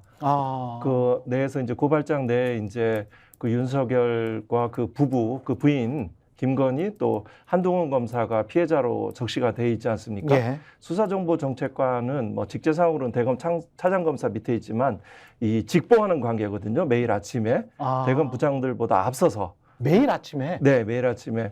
뭐 대검 부장들 중에서 특별히 이제 반부패부장이나 공공수사부장이나 형사부장 아주 특별한 언론에 나오는 이런 부장들 그 전에 그 앞에서 이제 대변인하고 수사정보정책관은 매일 직보하는 이런 체계로 보고체가 운영돼 있습니다. 예. 그래서 그런데 매일 이 수사정보정책관이 총장의 눈과 귀이고 실제 이 시기에서는 머리 역할도 좀 했습니다. 어떤 로펌 변호사처럼 이렇게 역할을 했기 때문에 이 과정에 대해서 이런 위험한 일을 혼자 독자적인 판단에서 임의로 작성해서 더군다나 정당에 이렇게 고발장을 접수했을 리는 정말 그 가능성은 제로에 가깝다고 이렇게 봅니다. 그렇군요. 저의 뭐 생각입니다. 예. 저는 그렇게 이거는 만약에 근데 그 윤석열의 승인을 받았을 수 있다. 이게 지금 2심이랄지 대법이랄지 이 정부 안에서 이 사건이 해결이 돼버린다면 이런 것까지는 안 밝혀지겠죠? 어떻게 보십니까? 일단 이 사건에 대한 관할에서 이제 공직선거법 위반 부분은 이제 검찰의 관할이 있고요. 예. 현재의 이제 검찰청법에 정한 이제 그 관할들, 예. 공직선거법 위반 부분들은 이제 검찰에 있고 내지는 직권남용이라든가 직무유기, 예. 직무 관련 범죄들은 이제 공수처에 있죠. 만약에 이제 검찰에서 이런 부분들이 이제 수사가 이루어진다면 공선법 위반으로 간다면은 예. 이걸 이제 특수나 공안 쪽에서 담당할 수 있겠는데요. 이 부분은 그 윤석열 총장 한동훈 검사와 상당히 이 직무상 근무 연들이 있어서 예. 상당히 공정한 수사들을 좀 기대하기가 어렵죠. 예를 들어서 뭐 그건 우리 국민들이 지켜봤죠. 김학의 사건이라든가 그렇죠. 최근에 뭐 이정석 검사 사건들의 감찰과 수사가 어떻게 진행되는지 알려지는 바가 없죠. 최근에 뭐 그 가슴 아프게 그 돌아가신 그 세계적인 배우였죠. 그 이모 배우 같은 경우에는 그 수사 상황들이 경찰 단계에서 뭐 그런 중요 사건은 경찰 독자적으로 진행되는 게 아니고 보고되는 그렇죠. 이런 사건들인데 그 수사 상황들이 보고될 정도로 수사가 아주 압박감 있게 진행됐잖아요. 예. 이 편파적인 이런 부분들이 있기 경험해서 뭐 철저한 수사가 뭐 기대하기는 어렵지만 그렇지만 또 할 수 있는 데까지 최선을 다해서 해가는 거죠. 1심에서 좀 아쉬웠다고 표현을 해야 될지는 모르겠습니다만은 공직선거법 위반은 무죄가 나왔거든요. 네. 이거는 2심에서 뒤집힐 가능성도 있습니까? 공직선거법 위반에서는 이제 선거에 영향을 미치는 행위가 그 증거가 부족하다는 점들이 이제 1심 이제 판결의 이제 기본적인 요지인데요. 이 부분에 대해서는 법리상으로도 이 공직선거에 영향을 미치는 행위는 이 선거 헌법재판소의 전원재판부 결정에 따르면 이 부분은 판결에 적시되어 있지는 않더라고요. 선거 과정과 결과의 변화를 일으키거나 그러한 영향을 미치는 일체 행동을 말합니다. 구체적인 선거 결과에 영향을 미친다는 결과의 발생을 요구하지 않는 위헌범이라고 합니다. 그렇기 때문에 이 법리상으로도 여러 가지 공선법 위반에 해당된다고 이렇게 보는 견해가 상당히 많고요. 저도 그렇게 봅니다. 또 하나 또 뭐 세부적으로 필요하다면 증거 추가적인 입증도 가능을 하고 또 필요하다면 뭐 공소장 변경의 영역도 가능을 하죠. 그래서 또 무엇보다 중요한 거는 공수처 공판수행검사의 그 의지와 그 전문성 그리고 그 재판부는 직권주의적 요소가 있습니다. 예. 이 실제 진실을 발견하기 위해서 필요하면 이 적극적인 뭐 증인신문도 채택할 수도 있습니다. 직권적으로 예. 이러한 실제 진실을 발견하고 왜냐하면 이거는 민주주의 지금 국기라고 표현하셨는데 그렇죠. 국기 물란 사건이죠. 다른 게 뭐냐면 검찰권은 한국의 민주주의에 미치는 영향이 대단히 심대하지 않습니까? 이 사람들만 기소권을 가지고 있는데요. 네네. 완전히 독점을 하고 있죠. 예. 그래서 이제 그 자체가 선거에 미치는 영향들이 굉장히 크죠. 특히 선거의 임박한 시점, 이 시점도 그렇지 않습니까? 4월 3일 날, 네. 4월 10, 그 전에 우리는 많이 경험을 했습니다. BBK 사건도 그렇고 또 여러 가지 뭐 한명숙 전 총리 사건도 이렇고 그분은 유무죄 판단과 별개로 그 수사 자체와 기소 자체가 그 민심에 영향을 미친다는 점입니다. 네. 그러한 점들이 더군다나 일개 개개검사도 아닌 대검의 심장 대검이라고 하는 최상층부의 검찰총장의 그런 그 관여하에서 이루어질 가능성이 매우 높다는 점에서 이 점은 굉장히 심각하게 바라봐야 되는 사건이죠. 한동 검사가 그때 부산에 근무했었나요? 부산고검 차장검사죠. 그렇죠. 손준성 검사는 대구고검 차장검사였고. 네. 근데 둘 사이에 어떤 연락을 어떻게 했는지는 모르겠습니다만은 공모했을 가능성에 관해서도 진술을 하셨거든요. 네네. 어떤 근거로 하셨어요? 그 부분은 그 이제 뭐 많이 알려져 있는데요. 예. 그 카카오톡 그렇죠. 대화방하고 그 통화 횟수 그다음에 지금 법무부의 이제 검찰국장이죠. 인사와 예산에 대해서 가장 중요한 핵심 보직인 검찰국장을 하는 또 권순정 당시 대변인과 3인의 단톡방이 개설돼 있었고요. 예. 그 시기에 공교롭게도 3월 31일 MBC 그 보도 후 4월 3일 사이에 집중적으로 분포돼 있죠. 그런 통화들이 뭐 상상할 수 있습니까? 하루에 수십 회를 전화를 주고받는다는 것이 수십 회 하루에 이 집중적으로 상상하기가 어렵죠. 이런 것들은 무슨 주식 관련해서 거래를 한다면 가능성이 있겠죠. 그렇죠. 뭐 제가 모 사건도 알고는 있는데 뭐 이 건과 관련되는 건 아니고요. 이렇게 수십 번의 그 카톡이 진행된다는 것은 뭐 민원이 있거나 아니면 뭐 주식 거래를 한다든가 이런 경우에 우리 보통 일반인들이 상식적으로 생각할 수 있는 건데요. 그런데 이거는 당시에 가장 중요한 현안 이거였거든요. 온통. 뭐 이런 것들도 이제 그 추단할 수 있고요. 아까 조금 전에 말씀드렸듯이 이 고발장 내용 자체는 그 한동훈이 채널A 사건과 그 음성 제보자 X가 들은 음성이 아니다. 또 당시에 이제 도이치모터스 등 주가 과정에 김건희와 그 관련이 없다라는 그 두 가지 부분들이 있어서 이런 그 더군다나 이 근무처가 다르잖아요. 그렇죠. 그런데 거기에서 할 이유가 없는 거죠. 수십 회를. 네네. 근데 그거를 비밀번호, 그게 그 유명한 한동훈의 비밀번호 아닙니까? 아이폰 비밀번호 뭐 열 몇 자리인지 20 몇 자리인지 제가 잘 기억은 안 납니다만은. 네. 하여간 열 몇 자리인지 20 몇 자리인지 이걸 못 푸는 겁니까? 이스라엘에 뭐 갖다 좀 풀 수 있다 뭐 이런 얘기도 있고 그랬었잖아요. 네. 일단은 그 비밀번호를 마땅히 제공해서 국민의 의혹들, 불필요한 의혹과 갈등과 추측 이런 재판 낭비, 수사 낭비들이 이루어지지 않는 것이 그럼요. 그 공직자의 기본적인 태도입니다. 그렇죠. 그 정말 어떻게 보면 뭐 범죄자라 하더라도 기본적인 인권을 가지는 분들인데 사람들인데 그 마약 사범이든 모든 사람들 다 비밀번호를 지금까지 제공해 왔습니다. 또 이런 측면들이 있고요. 또 비밀번호 관련해서 뭐 언젠가 기록 전체가 공개되면 그 진위 여부가 확인이 되겠죠. 결정적인 근거 중에 하나가 무혐의 처분을 했지 않습니까? 항상 비슷한 패턴들이죠. 어떤 장관에 승진하거나 또 어느 고위직으로 임명할 때 사건을 그 무혐의로 뭐라고 하죠? 검찰의 언어로 털어내죠. 그리고 어떤 분들을 그 미래를 제약할 때는 그 결정을 안 하지요. 계속 사건을 가지고 있죠. 저도 역시 피의자로 지금 계류 중인 사건들이 있습니다. 그런 것들을 지금 말씀하시기를 이제 세간의 의혹들을 말씀하시는 거죠. 과연 그 이스라엘 그 셀브라이트 상가요. 거기에서 이제 비밀번호를 풀고자 하는 적극적인 노력은 뭐 저로서도 이 공적인 이거는 한국의 민주주의와 관련되는 정부가 관심을 가지는 사안이다라고 하고 어떤 공식적인 공문을 보낸다든가 뭐 이 사건 재판 중에도 역시 가능한 범위라고 생각하는데요. 재판부가 뭐 이런 부분에 대해서 필요한 뭐 금전적인 것들을 제공한다든가 해서 적극적으로 노력을 하면 어느 정도 그 가능성이 상당히 높아졌을지 않을까.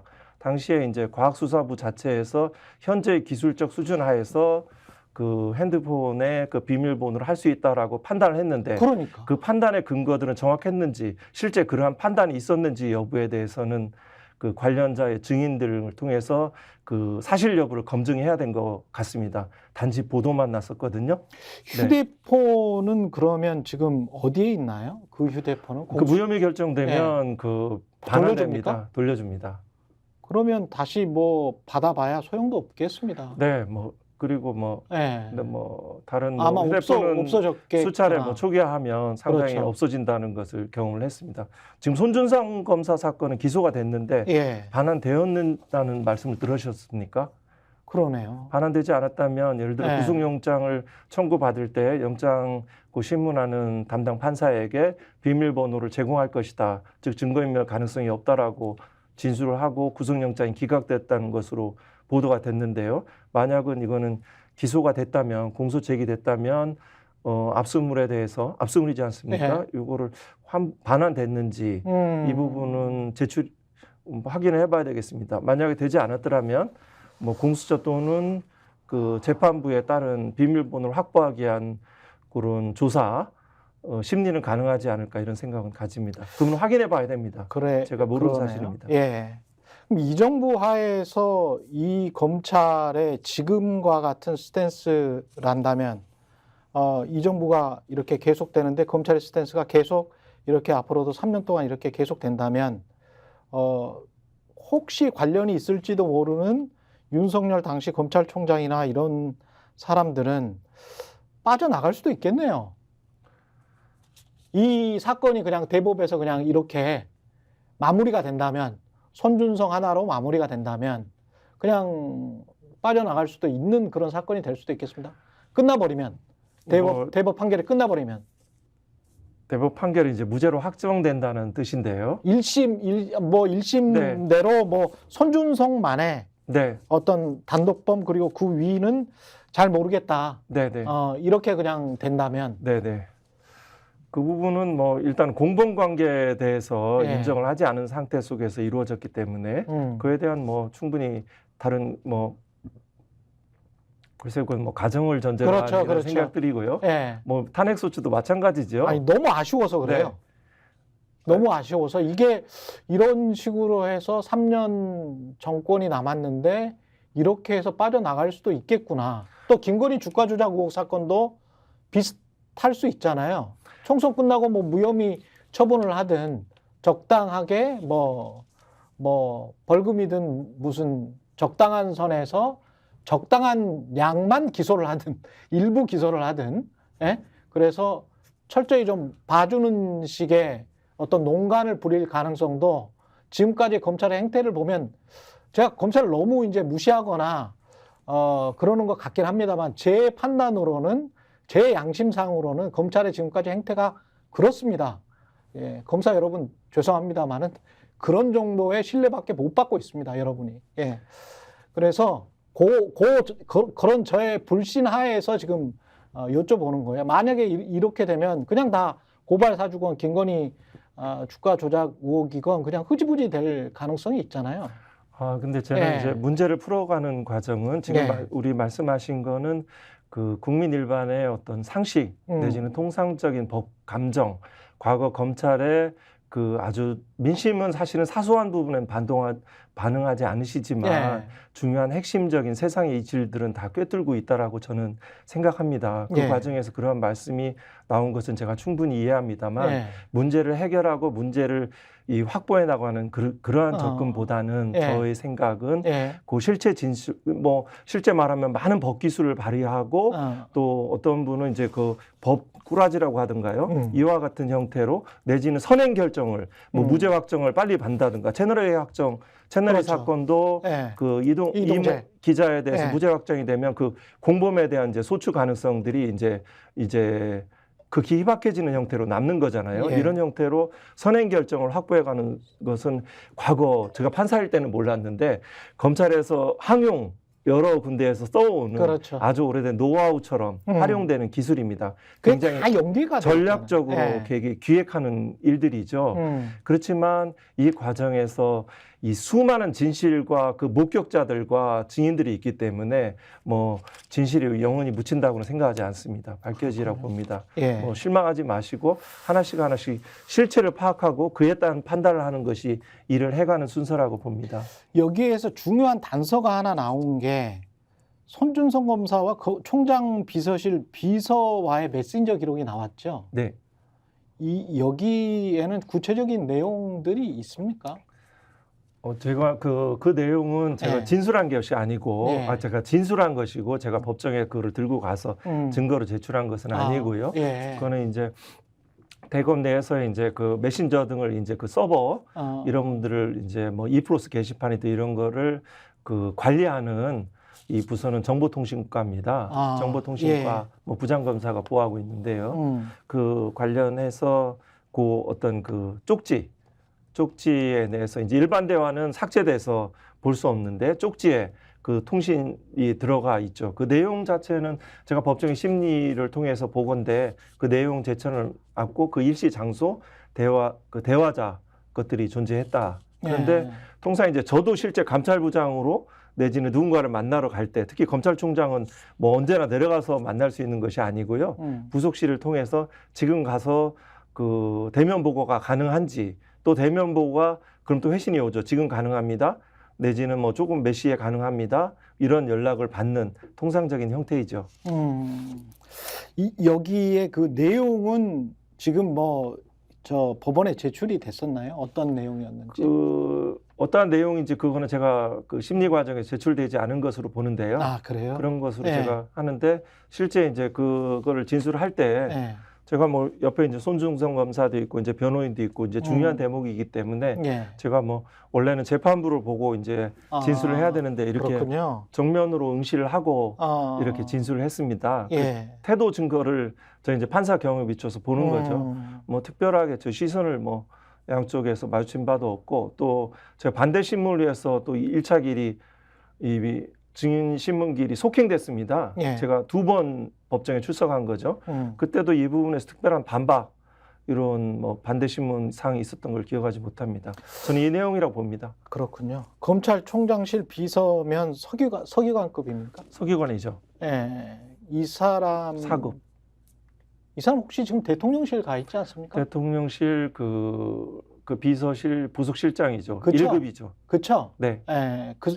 그 사람인 것 같은데. 네. 예. 뭐 키를 쥐고 있군요. 이 사람이. 뭐 다양한 이제 키를 쥐는 사람들을 이제 추론할 수 있죠. 그 수사정보 전책관실과 메신저를 주고받은 사람들 뭐 이런 다양한 키를 쥐고 있지만 이 현재 이제 그 비서관은 이제 특활비 관련해서 특수활동비 관련해서 이 돈과 지시와 정보는 사실은 따로따로 가는 게 아니거든요. 그렇죠. 같이 동시적으로 될 수도 있고 약간의 시차를 두고 갈 수 있지만 근본적으로 하나의 목표를 향한 그런 뭐 어떤 분은 뭐라고 하죠? 아무튼 뭐 실탄이든 탄환이든 뭐라고 개념일 수도 있고 뭐 세상의 언어들은 제가 정확하지는 않습니다만 통치자금이라는 말씀은 변호사님이 하시지 않았습니까? 그건 오랫동안 이제 신문 보도에서 이렇게 그렇죠. 되는 거고요. 그 통치자금이라는 것은 검찰총장의 통치자금. 네, 그거는 이제 기존에 쭉 내려왔던 말들인데요. 그렇죠. 이 하면 이제 통치행위라는 개념을 혹시 이렇게 헌법에서 통치행위라는 말들이 이제 연상이 되는데요. 통치행위라는 것은 결국 사법심사의 대상에서 제외되는 뭐 대통령 등의 어떤 정치행위, 고도의 정치행위에 되는 어떻게 보면 옛날 이론이라고 비판하는 분도 있는데요. 통치자금이라 하면 결국 검찰총장의 지휘권을 보장하기 위한 또 특별하게 어떤 목표를 가질 수 있잖아요. 총장에. 아니 근데 검찰총장이 그냥 공무원이잖아요. 그렇죠. 예, 공무원이죠. 검사도 공무원이고. 차관 또는 뭐 실질적인 장관이고. 그리고 우리나라는 헌법에 공무원의 어떤 공무원의 직위의 보장 같은 것, 공무원의 정치적 중립을 요구하고 있지 않습니까? 매우 높은 자리죠. 매우 고도의 전문성이 필요한 자리죠. 그렇죠. 근데 그게 이제 통치자금이라고 표현될 정도로 상황이 악화된 거면 그걸 어떻게 써봤길래 그런 거예요? 기존에는 예. 제왕적 총장이란 말이 있지 않았습니까? 예. 현재 윤석열 총장 그 이전에도 예. 그 검사동일체원제가 피라미드 구조로 의사결정의 최정점에 검찰총장이 위치한다는 거죠. 예를 들어서 저기 뭐 제주지검의 무슨 사건, 신문에 보도되는 사건은 다 총장에 보고됩니다. 예. 총차장에 보고됩니다. 잘 모르시죠? 저도 판사할 때는 몰랐습니다. 어디 무슨 지청에 있는 사건이라 하더라도 신문에 보도되는 사건 등은 다 총차장에 보고됩니다. 신문에 조금이라도 중요한 부분들은 이제 그것들 이제 놓치지 않죠. 아주 미세한 거는 놓칠 수는 있겠지만 중요한 뭐 적어도 연합뉴스 수준의 것들은 다 무조건. 보도가 되죠. 예, 그 예외가 없죠. 그리고 보고를 왜 안 했냐라고 때로는 그 화를 내기도 하죠. 총장이. 그러면 그걸 다 보고하게 되죠. 그러면 보고하는 사람이 범정과의 손준성인 거예요? 아니죠. 그거는 이제 각 소관 부서장으로도 하고 이제 범정도 보고를 하고 이제 다양한 루트를 통해서 이제 보고가 되죠. 이제 각 부서장이 보고하기 전에 미리 이제 범정이든 뭐 대변인을 통해서도 이제 또 뭐 항상 그렇다는군요. 근무 시간에도 통화가 되거든요. 보고가 되고 그 와중에서 그 보고를 받는다는 거는 그 사건에 대해서 지시를 할 수 있다는 거죠. 어떤 방향을 뭐 듣고 안 듣고의 것들은 조금씩 다르긴 한데요. 제가 범위가 너무 늘어가는 거 아니 괜찮습니다. 예를 들어서 이 경우에 따라 검찰총장이 힘이 없는 검찰총장도 존재할 수 있습니다. 그러면 특수부 검사들은 말을 듣지 않을 수도 있습니다.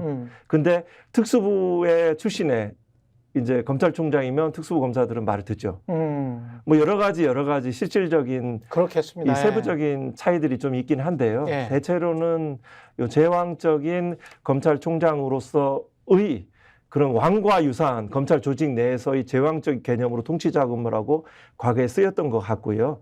현재에서 윤석열 검찰총장에서의 통치자금으로 국민들이 어느 기자가 그렇게 보도한다면 그거는 어떤 그러한 전통적인 의미의 내지는 낡은 개념으로서의 통치자금 플러스뿐만 아니라 결국은 대통령이 되셨잖아요.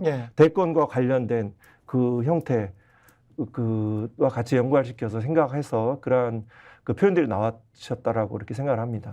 근데 특활비라는 게 그런데 돈 쓰라고 한 게 아니고 진짜 이제 수사, 제대로 된 수사, 그것도 이제 힘든 수사, 마약 수사랄지 뭐 범죄 조직에 직접 들어가서 침투해서 해야 되는 수사랄지 피치 못해서 뭔가 큰 돈을 써야 되는 그런 수사라고 주는 게 특수활동이 아닙니까? 네, 맞습니다. 근데 그거를 이제 자기 사람들, 자기 신복들 챙기거나 유지시키거나 또는 새로 신복들을 들이거나 할 때 자금으로 쓴다고 하면 그거는 영화에서 비유를 하자면 통치자금이 아니고 영화에서 가령 조폭 집단의 제일 위에 있는 사람이 돈을 하나씩 1조직, 2조직, 3조직에 이렇게 행동대장들에게 뿌려주는 그런 돈하고도 비슷한 거잖아요. 근데 그걸 국민 돈으로, 국민 세금으로 했다는 것만 다르지.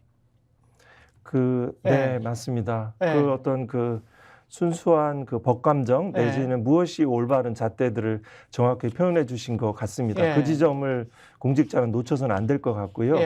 예를 들어서 특활비 집행의 직접성과 제가 노골성을 경험을 했습니다. 예를 들어서 어떤 사람에게 대검 연구관에 주던 특활비를 중단하고 그 돈을 동기가 주류인 23기가 주류인 고검장한테 500만 원씩 이렇게 배포하는 이런 노골성들은 정말 체면을 생각해서라도 하기 어려운 일들인데 그러한 일들이 윤석열 검찰총장 시절에 이루어졌죠.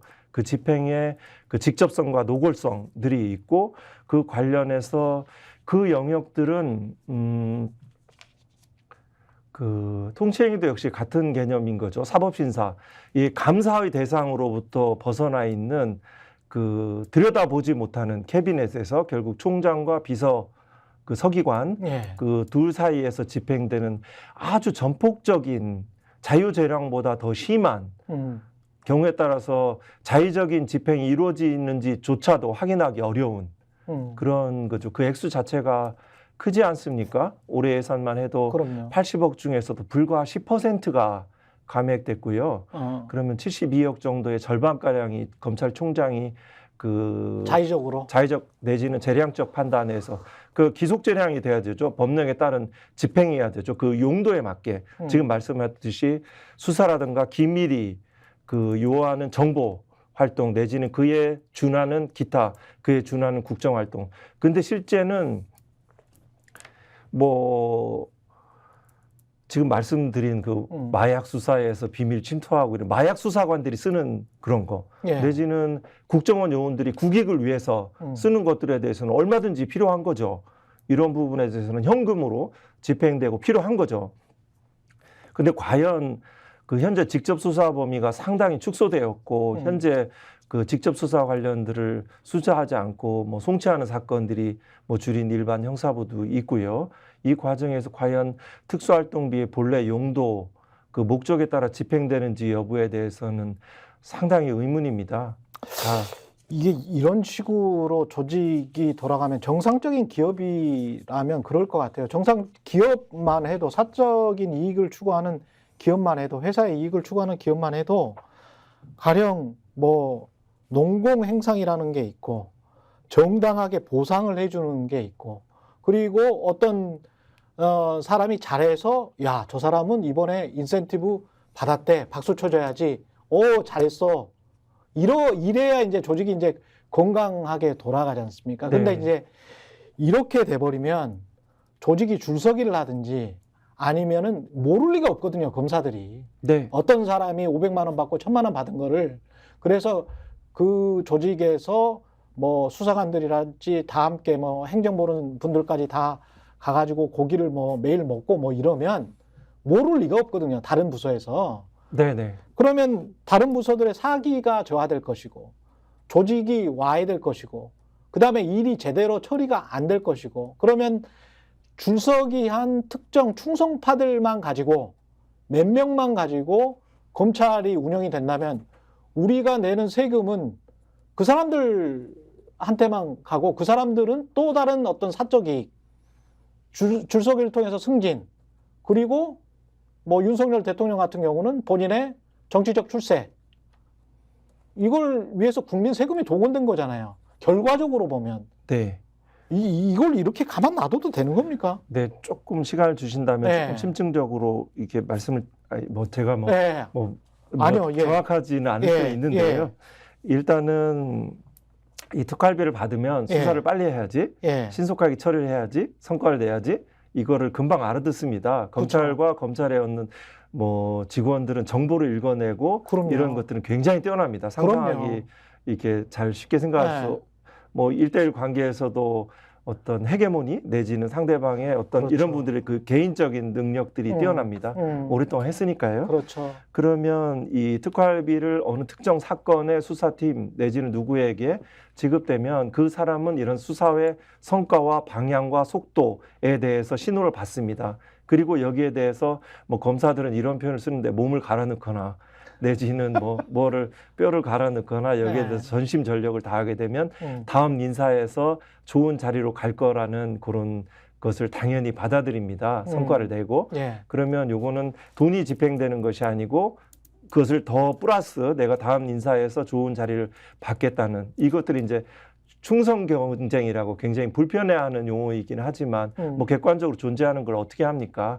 이런 충성 경쟁들을 왜냐하면 이 상당히 그 검찰 조직 내에서는 승진에 대한 욕구들이 굉장히 그런 것들이 굉장히 강한 것 같아요. 예를 들어서 뭐 그 해병대 관련해서 저는 별을 달면 이렇게 이 승진 진급에 대한 욕구들이 굉장히 크거든요. 제가 이제 군에서 대위제대 했는데요. 그런 것들이 실제 군에서 이 진급에 대한 욕구들은 그 열망들은 굉장히 강합니다.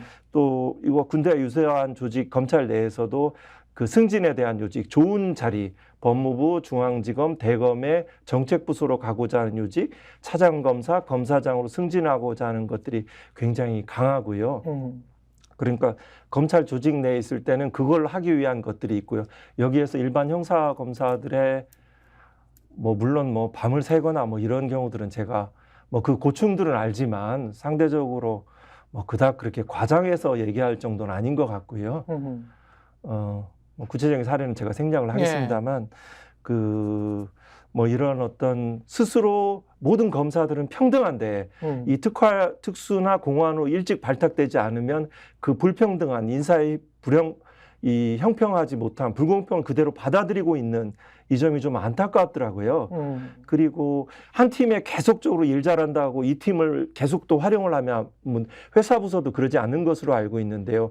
계속 그 팀을 골랐으면 하나의 그 세력이 되잖아요. 그렇죠, 이런 그렇죠. 형태가 굉장히 당연시되고 있는 문화들이 있고요.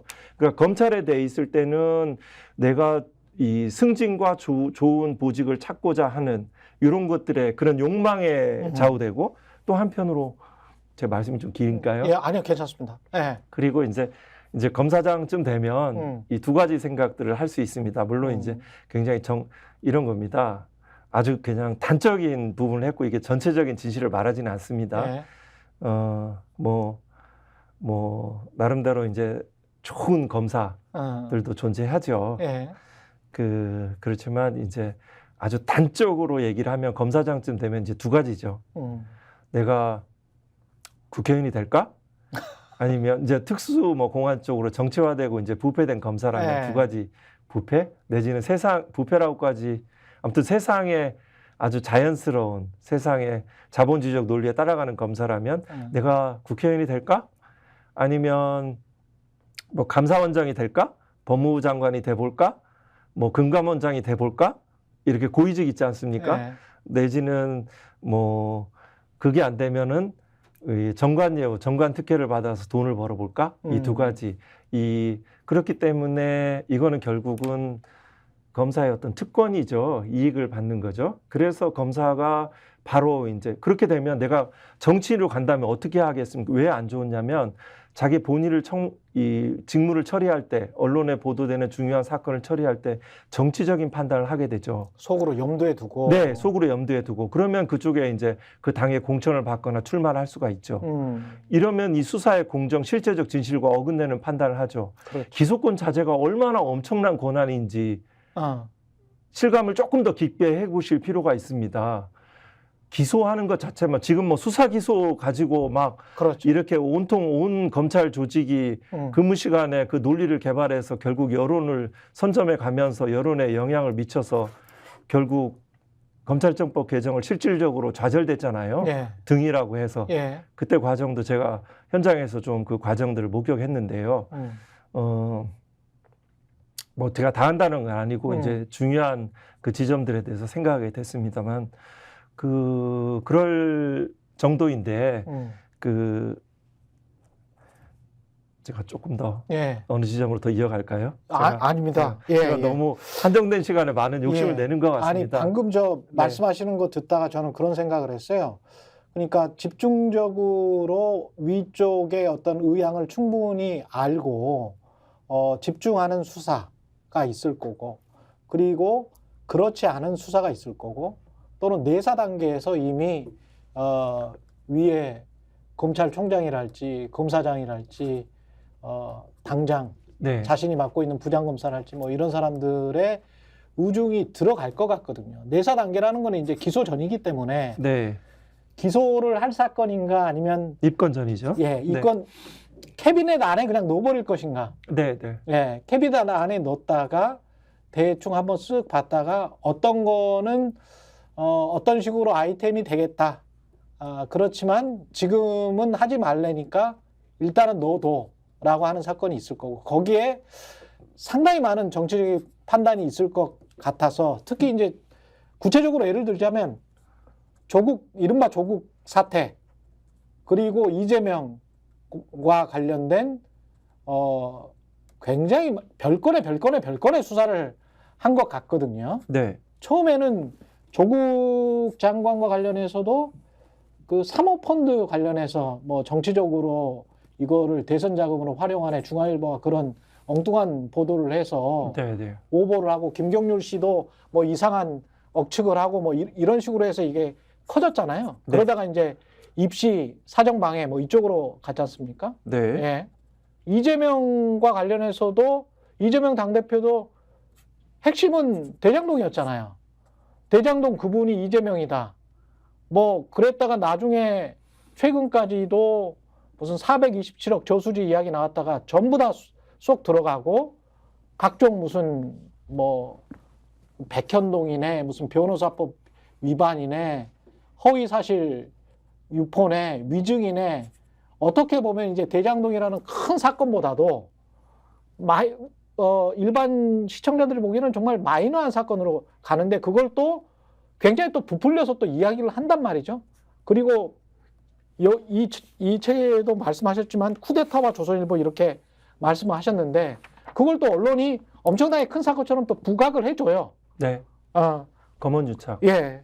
그런데 비슷하게 갈 수도 있었을 것 같은 한동훈 딸의 경우랄지 제가 굉장히 좀 큰 사건이라고 보고 있는 김건희의 주가 조작 의혹 사건이랄지 이런 거는 또 상당성이나 형평성 면에서 전혀 뭐 어떤 이게 무슨 견줘볼 가치도 없을 만큼 너무 차이가 나는 보도, 너무 차이가 나는 수사 행태를 보이고 있기 때문에 도대체 이 사람들이 법이나 원칙이나 상식에 맞는 어떤 양심에 맞는 짓을 하고 있는 건가 그런 생각도 들고요.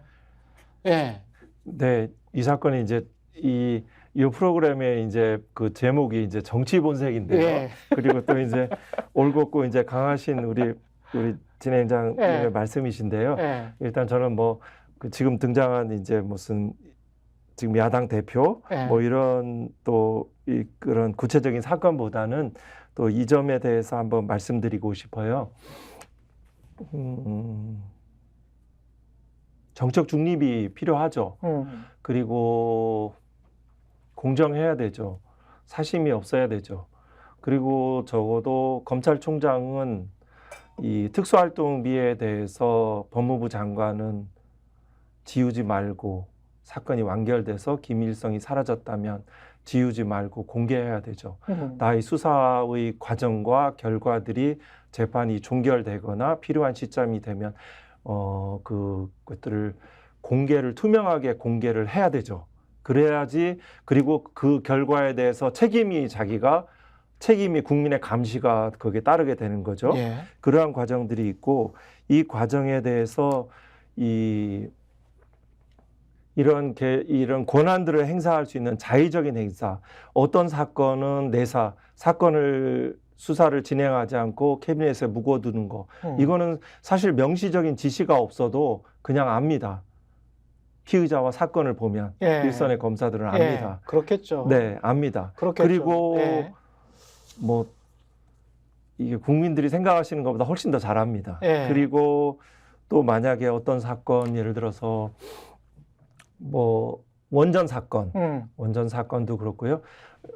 또 원전 사건 이제 대전지검으로 내려간 사건, 예. 또 그 유시민 이사장 서부지검에서 뭐 누구죠? 그 현재 이제 다 그 처리한 검사가 누군지 보면 알 수 있어요. 차장 검사로 재직하고 있죠. 누구한테 보느냐를 보면 알 수 있어요. 지검장이 누구고 그 부장이 누구고 차장이 누군지를 보면 알 수 있어요. 그러면 이 사건이 또 어떻게 처리가 될 것이다도 알 수 그다음에 있네요. 지금 이정석 검사한테 지금 또 김학의 동영상 사건이 갔죠. 예. 그래서 이제 뭐 탄핵 소추 의결된 사건. 그러니까 뭐냐면 이 부분을 말씀드리고 싶어요. 채널A 사건과 고발 사주 사건에 대해서 그때 한동훈 검사가 이런 말을 했어요. 그 녹취록으로 보도가 됐죠. 내가 뭐 정확한 워딩은 틀릴 수 있어요. 제가 뭐 이거 보고하는 건 아니니까요. 네. 저의 뭐 기억에 따라서 하는 거죠. 뭐라도 하나 걸리면 되지. 그리고 범정에 뭐 암흑의 친구는 믿을 만한 친구야. 범정에 연결해 줄 수 있어. 이거는 정식 루트이기 때문에 법적으로 문제될 게 없어. 이 말들은 이거는 저는 이제 그럼 범정에 연결해서 검사 배당을 한다는 거예요? 아니죠. 일단은 구체적인 이제 검사들의 이런 거는 있습니다. 내가 사건을 만드는 거, 스스로 인지하는 거에 대해서는 부담을 갖습니다. 예. 아주 과거에는 무슨 고소 고발이는 피해자 오면 고발장 쓰라. 고소장 쓰라고 이제 알려주기도 했다고 제가 과거에는 이제 그런 행태로 업무를 했습니다. 이제 그렇게 자기가 범죄의 단서, 그러니까 인지라든가 고소 고발이라든가 언론 보도 등이 다 이제 되지만 구체로는 이제 고소 고발인데요. 그러면 이것들을 스스로 만들어내는 것은 굉장히 조심스러워합니다. 그래서 그러면 그거를 보낼 수 있는 부서가 일단은 대검 그에 있는 수사정보정책관실, 지금 이제 과거로 돌아갔죠. 범정에서 사건을 보내는 거죠. 이거를 이제 서울중앙지검, 지금 남부지검에도 아마 있는 것처럼 보이는데요. 이제 뭐 주전에 이제 수사정보정책관을 땐 김유철 검사장이 있나요? 확실치는 않은데 이 그쪽으로 이제 이 사건을 내려보내는 거죠. 근데 이거는 이미 사건이 있는 거죠. 채널A 사건은 이철이었나요? 무슨 이면 다 공개된 거니까요.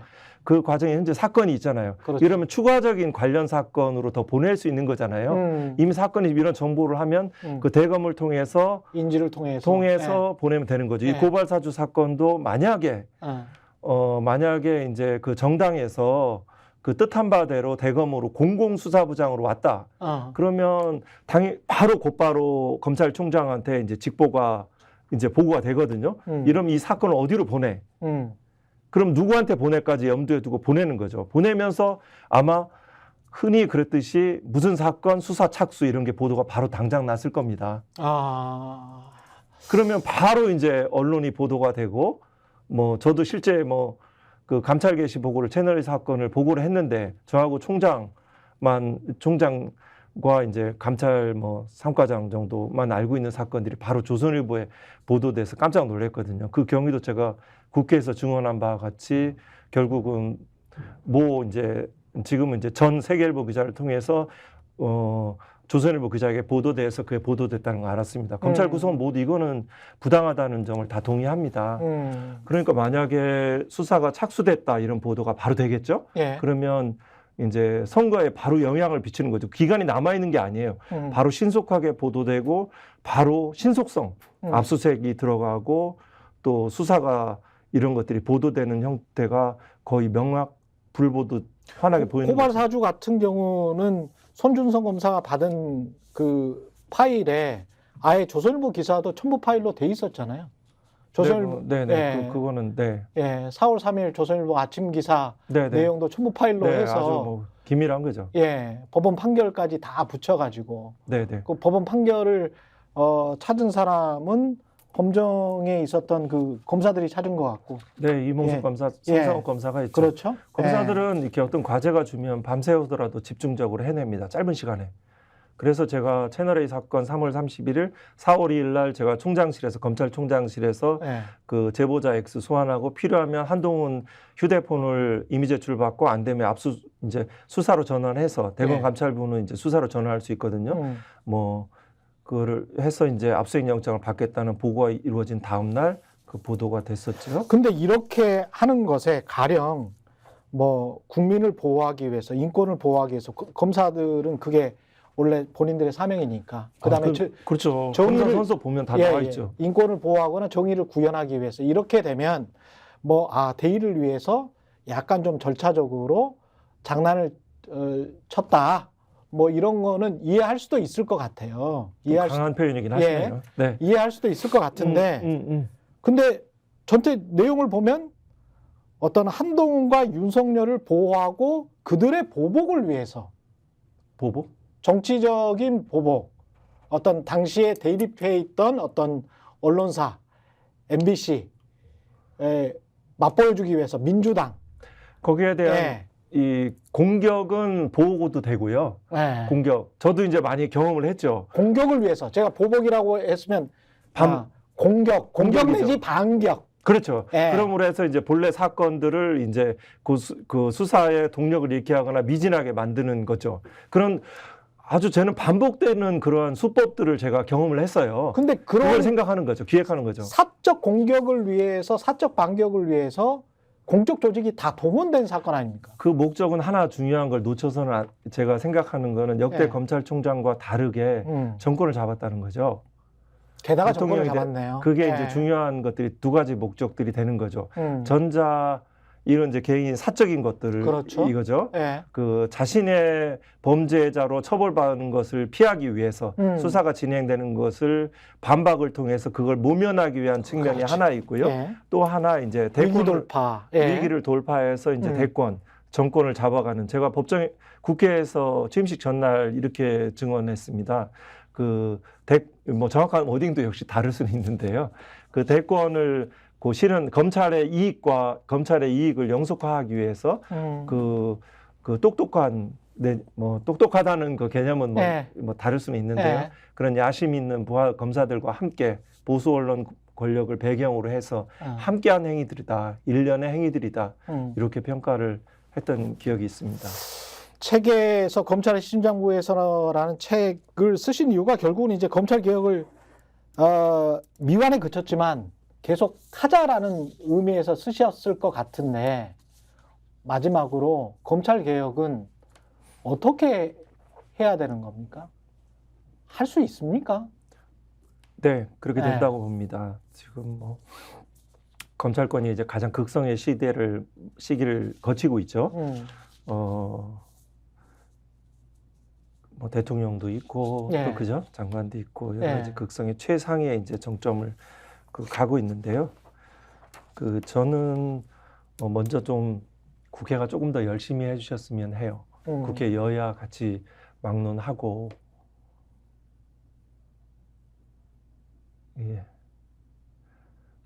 어렵게 사는 국민들 걱정하지 않으시도록 지금 세상의 세계의 속도들은 빠르게 가고 있는데 그럼요. 어디선 전쟁도 일어나고 어디서는 무슨 여러 가지 과학기술들이 굉장히 빠른 속도로 진행하고 세계 시장에서의 경제적 점유율 이런 국격의 위상도 달라지고 있는 사태에 대해서 검찰이 우리나라 사회경제 발전에 장애가 되면 안 되잖아요.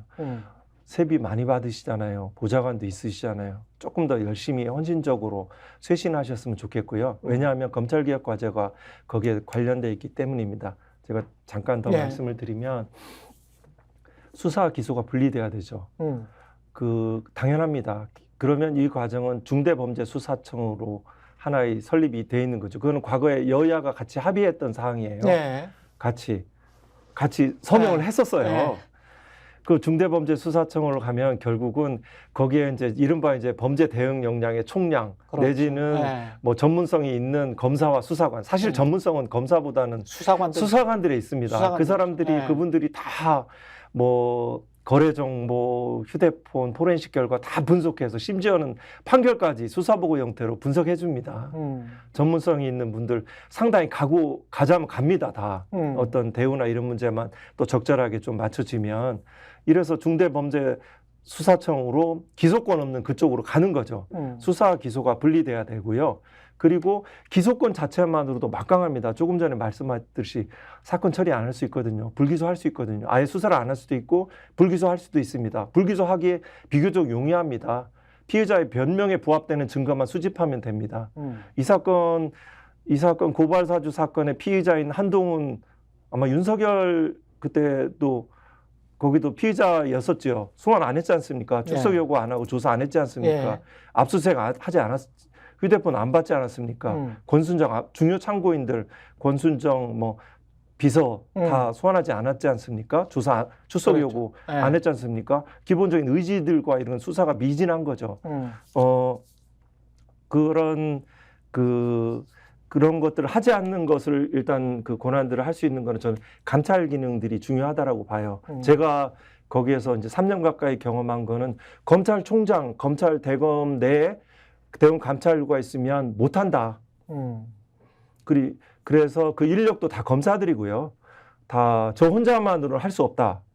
그러면 이거는 검찰총장의 지휘권부터 벗어난 독립된 기관으로 돼야 되고 감찰의 과정과 결과는 공개되어야 한다. 이것은 뭐 유럽에서 아주 가장 일반적으로 받아들이고 있는 견해입니다. 미국도 그러하고요. 또 영국도 그러하고 이런 세례들이 필요하고요. 또 하나는 이 검사가 국회의원 등으로 정책 중립을 지켜야 합니다. 국회의원으로 바로 가거나 가는 것. 네, 네. 가는 거에 대해서도 기본적으로 원칙의 문제로서는 그래서는 안 된다라고 봅니다. 왜냐하면 그 검찰 수사가 기소가 왜곡됩니다. 그렇죠. 그걸 염두에 두고 그렇죠. 그 뭐 판사도 마찬가지입니다. 예. 판결을 하고 어느 피고인이었던 뭐 무슨 사건에 기업이 취직하면 안 되죠. 예. 뭐 판사는 그 부분이 좀 엷긴 한데요. 뭐 또 무엇을 바라고 재판을 하면 안 되죠. 무엇이 되고자 하는 생각으로 재판을 하면 안 되는 거죠. 예. 그런 문제들이 하나 중요한 축이고요. 또 여전히 정관특혜 이익을 받는 구조들이 돼야 되죠. 이거는 결국은 다 수사기소 분리로 이루어지고 독립된 감찰 기구와 공개적인 그 감찰 과정과 결과를 공개하는 것으로 돼야 된다라고 하고요. 이 관련해서 특수활동비 왜 10%밖에 감액 못합니까? 법사위원들, 검찰 출신 위원들이 있어서 그럽니까? 본인들 과거에 써서 그렇습니까? 이 특수활동비 혈세입니다. 본래대로 용되도록 집행되도록 하고 카드로 전환해야 됩니다. 카드로 쓸 수 있습니다. 다 회식비 잘했다고 경력금으로 쓰면 어떻게 합니까? 상당 부분. 그렇죠. 뭐 제가 말씀드릴 수 없는 정말 확인되지 않은 많은 진짜 선정적인 정말 상상하기 어려운 그런 소문도 들었는데요. 행태들. 네네, 여러 가지 뭐 이런 측면들이 있고 구체적으로는 또 사람의 문제입니다. 지금까지 제도의 문제이고. 서초동 술집들이 다 그런 걸로 유지하는 거 아니에요, 혹시? 음식점과 근데 그 부분으로 제가 뭐 확대하고 싶지는 않고요. 뭐 그 사람의 문제도 역시 검찰총장이 말씀드린 대로 예를 들어서 이런 특활비 영수증 관련해서 현금 수령증을 지우지 않은 누구한테 언제 주었는지 지우지 않은 것들을 공개할 수 있는 당연히 할 수 있는 검찰총장이 들어와야 되죠. 그러면 정말 아주 뭐 심지어는 무슨 비검사 출신의 검사장도 마찬가지고 실질적인 일은 부장과 부부장 수석 검사들이 하거든요. 그렇죠. 그 사람들이 들어가서 수사를 변호사가 그래도 조금 낫더라고요. 제가 다 세 가지를 경험해 보니까요. 변호사들이 세상 어려운 것도 알고 경험치과 상식도 좀 있더라고요.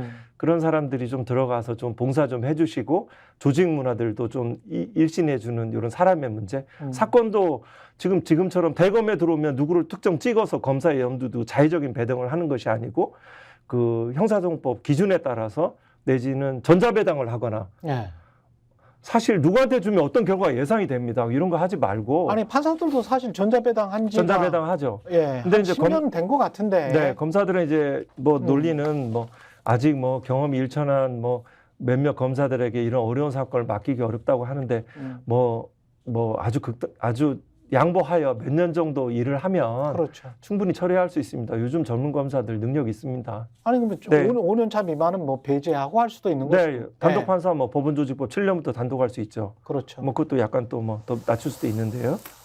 알겠습니다. 뭐 여러 가지 뭐 방대한 주제를 짧은 시간에 그래도 다른 프로에 비해서는 좀 충분히 말씀하셨어요. 더 말씀하실 거가 많을 것 같아서. 네, 책에서도 못다한 얘기들이 많고요. 다음에 한 번 더 나와서 꼭 좀 말하고 싶다고 하는 주제는 뭘까요? 혹시 부장님. 제가 지금 이렇게 말씀드린 이런 이렇게 검찰 개혁 내지는 검찰 변화의 과제들에 대한 것들도 있고요. 또 지금 예를 들어 것들이 있고 현재 나온 주제에 대해서 조금 더 심층적으로 얘기할 수는 있겠죠.